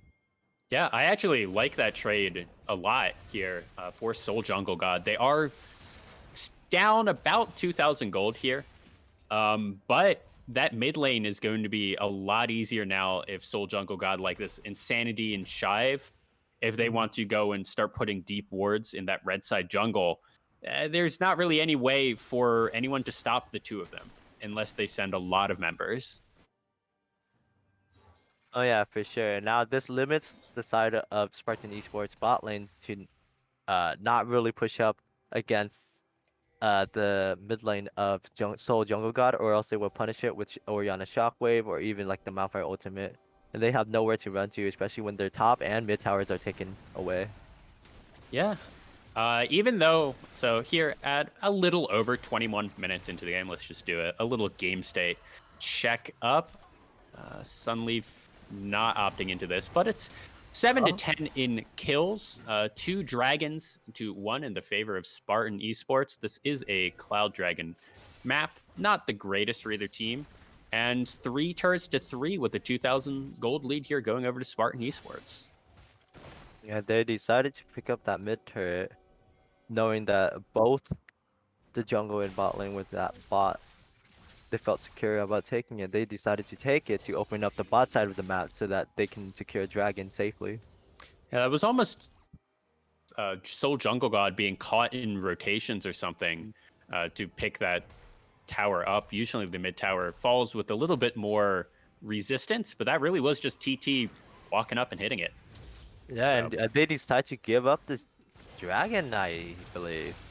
They're yeah. going for a mid push, trying to get that damage off. Or Oh, no, actually, five people going onto this Baron. They spot out all the wards. So They there's can't the really do it as it's too late right now, but they can just they might waste be able on to some bait it. vision. They're trying to do a little bit of a death brush. They were spotted out though. Oh no! But now Spartan Esports does have the track onto the mid lane. That's Solgal going in. Sighar going to go down here. Shutdown going over a huge Orianna ult, taking down 2 actually. That's Insanity and a double kill. Soul flashing forward, getting everything, and this is actually a disaster here for Spartan Esports. Almost a clean ace. Sunleaf, the only one left alive, and that should be Baron here for Soul Jungle God. Yeah, I mean that was a play called from the side of Spartan Esports as well. They want to look for that Jarvan engage with the bullet time followed up with that, but I'm not sure. I'm not quite sure what happened. I think the bullet I, time was it canceled because Well, it looked like Jarvan went in a little bit early, and he was hooked. I think he was stopped. Oh no, Soul getting a really good hook, and there's no chance for Spartan to get this Baron now. And it turned into an ace with a Baron on top. That's so good here. Uh, so we were in a little bit of a replay there while that was also going down. But now, yeah, the gold lead swung completely in the opposite direction. 2,000 here for Soul Jungle God. Wow, with this Baron, they can easily just do a, I'd say a 4-1. I don't think Orianna can really side lane by herself. I think she's pretty strong right now, but against like maybe a LeBlanc or a Silas, she kind of struggles. So it should really put 4 members in the lane and then 1 other member in a side lane to really pressure the map. And that side lane should probably be bot, since the bot turret's the only turret that is up for the tier 1 turrets. It almost won a 4-1, but the 4 is in the bot lane here Mm-hmm. to get those 2 outer turrets, and then have the 1 just kind of slow pushing in the mid lane, and then hopefully be able to get both of those inhibs down. That's the goal here from Soul Jungle God with this Baron. Going back to that fight, I think what happened was Sighar went in, and I think actually the E from the Blitzcrank interrupted his flag and drag combo, so he wasn't Yeah. able to do anything, and then he just got bursted down.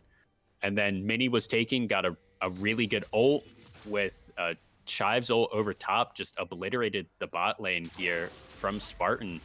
And then after that, there's not that much that Spartan can do. Yeah, and the bullet time just completely misses. So TT had to like reposition himself to a better spot to really get some damage off. And It was- eventually they just got wiped by the Malphite Orianna combo.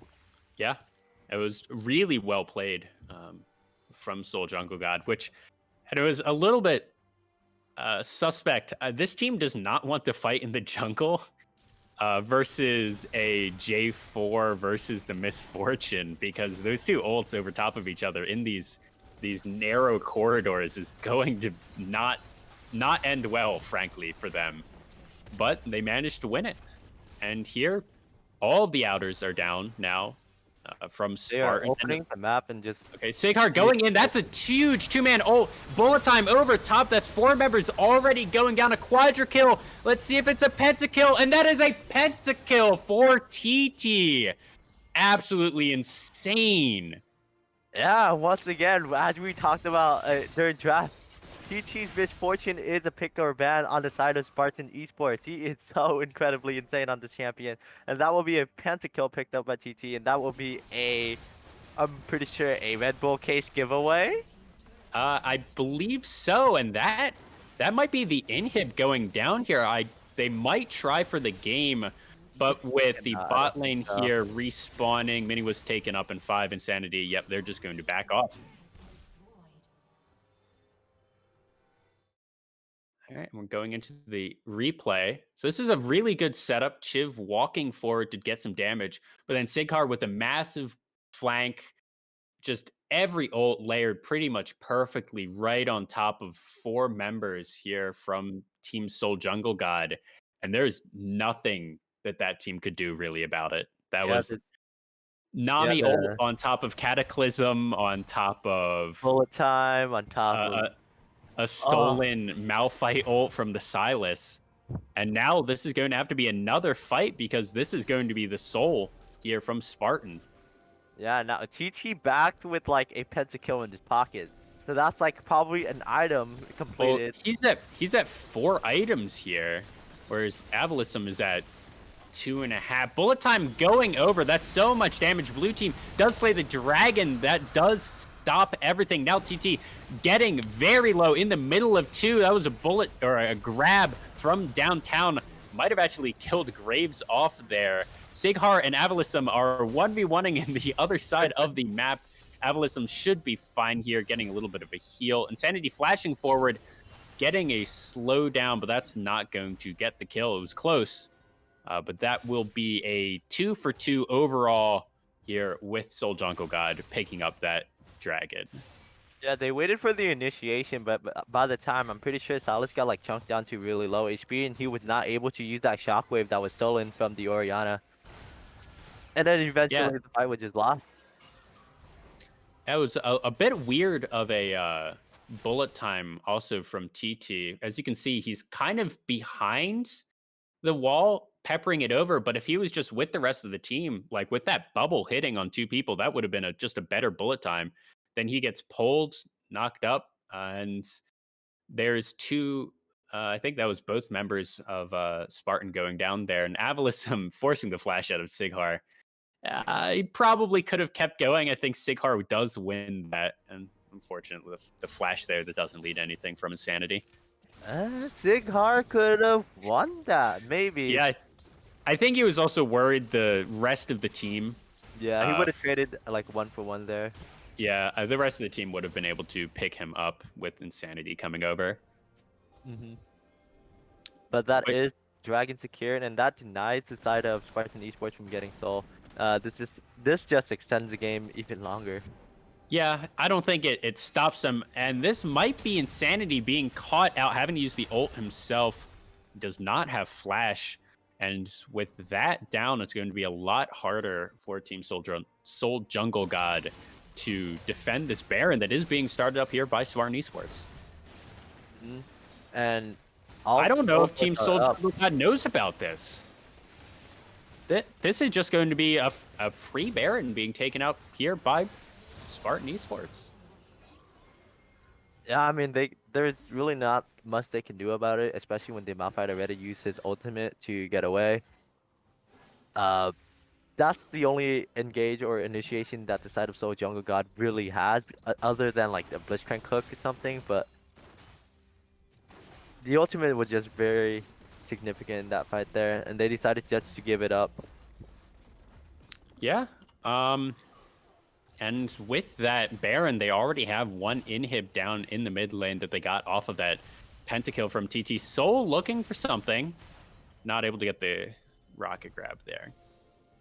With this Baron, they can probably like take down a bot turret and continue to like 4-1 on the side of Spartan Esports.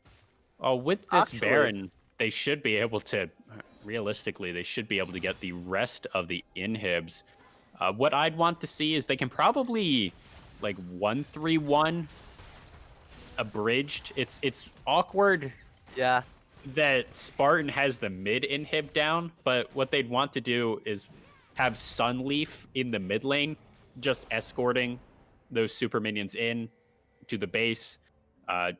She can jump out whenever she wants on LeBlanc, or go and join one of the other lanes, while either 3 members or 1 member or whatever are in the top lane or bot lane and pushing those waves down as well. In my honest opinion, what they can do here is they can just ARAM in 1 lane. At this point of the game, the first team that initiates, the first team that starts to fight and lands everything is the team that is going to take the game. And this is, okay, mid inhib does respawn here for Soul Jungle God. It looks like it is the 1-3-1. Sighar getting pulled in, a lot of damage being taken onto him. Redemption being taken down, and I think he'll be okay. That's a lot of heals coming out from Nami. Yeah, Nami does have the redemption, and well, just the redemption that increases the healing.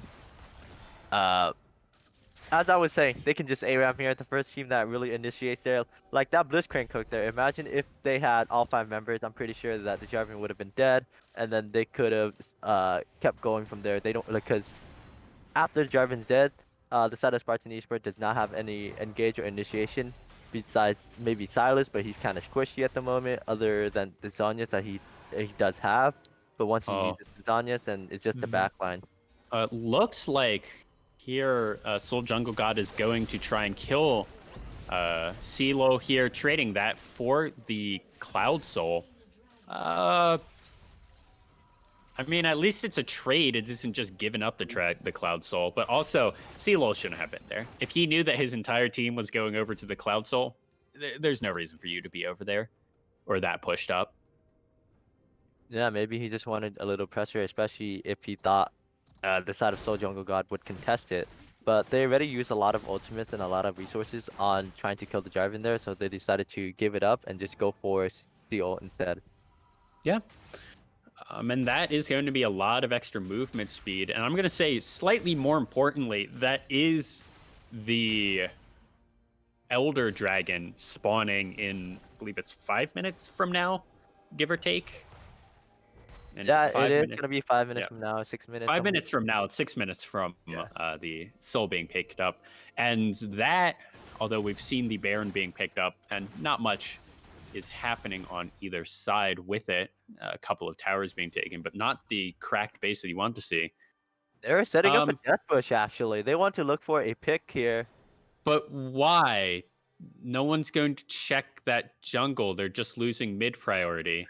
I mean, yeah. There's no reason for Spartan Esports to check that. Now, Soul flashing forward, getting a good hook onto Sighar. That's Sighar being taken down by Insanity. Insanity going forward, getting a lot of damage onto TT. TT blowing up. That was so much damage onto that mouth fight. Shiv going to be able to pick up one. Mini was taking going golden. TT does have Guardian Angel, and it will be procced here in a second. She's going to respawn here and not going to be taken out. Sunleaf going to pick up one on Avalisum. 3 members down here for Team Soul Jungle. Godzilla looking for more, diving in, getting a knock up, and Soul should go down here, and that should be the game. Yeah, that looked really bad for the side of Spartan Esports, especially where PT was positioned. But I think eventually he was just so fed at the point he just one-tapped the Malphite and then one-tapped everyone that comes to his way. That's Many was being taken out by CeeLo, and that's going to be the game. Yeah, and congratulations to Spartan Esports taking game. Oh, this is the best of one. Well, congratulations to Spartan Esports for taking game 1 of 1. Yeah, game 1 of 1. And Soul Jungle God will be moving down to losers bracket, and we will see you guys. Yeah. Oh, analyst as well. Yeah, well, Here we are, guys. That will wrap it up from us on the caster's desk. Thank you all for watching. GG to Spartan Esports. They had a better. I actually liked their team comp a little bit more, and they just played really, really well, even though it was a decently back and forth game the entire time. Yeah, both team plays well, and Spartan Esports was just a better team that came on top. Congratulations. Yep. Well, that'll do it all for me. I was Dieter Elegant Cabbage Hambicki. And I'm Tom Blue too. All right. And thank you for watching.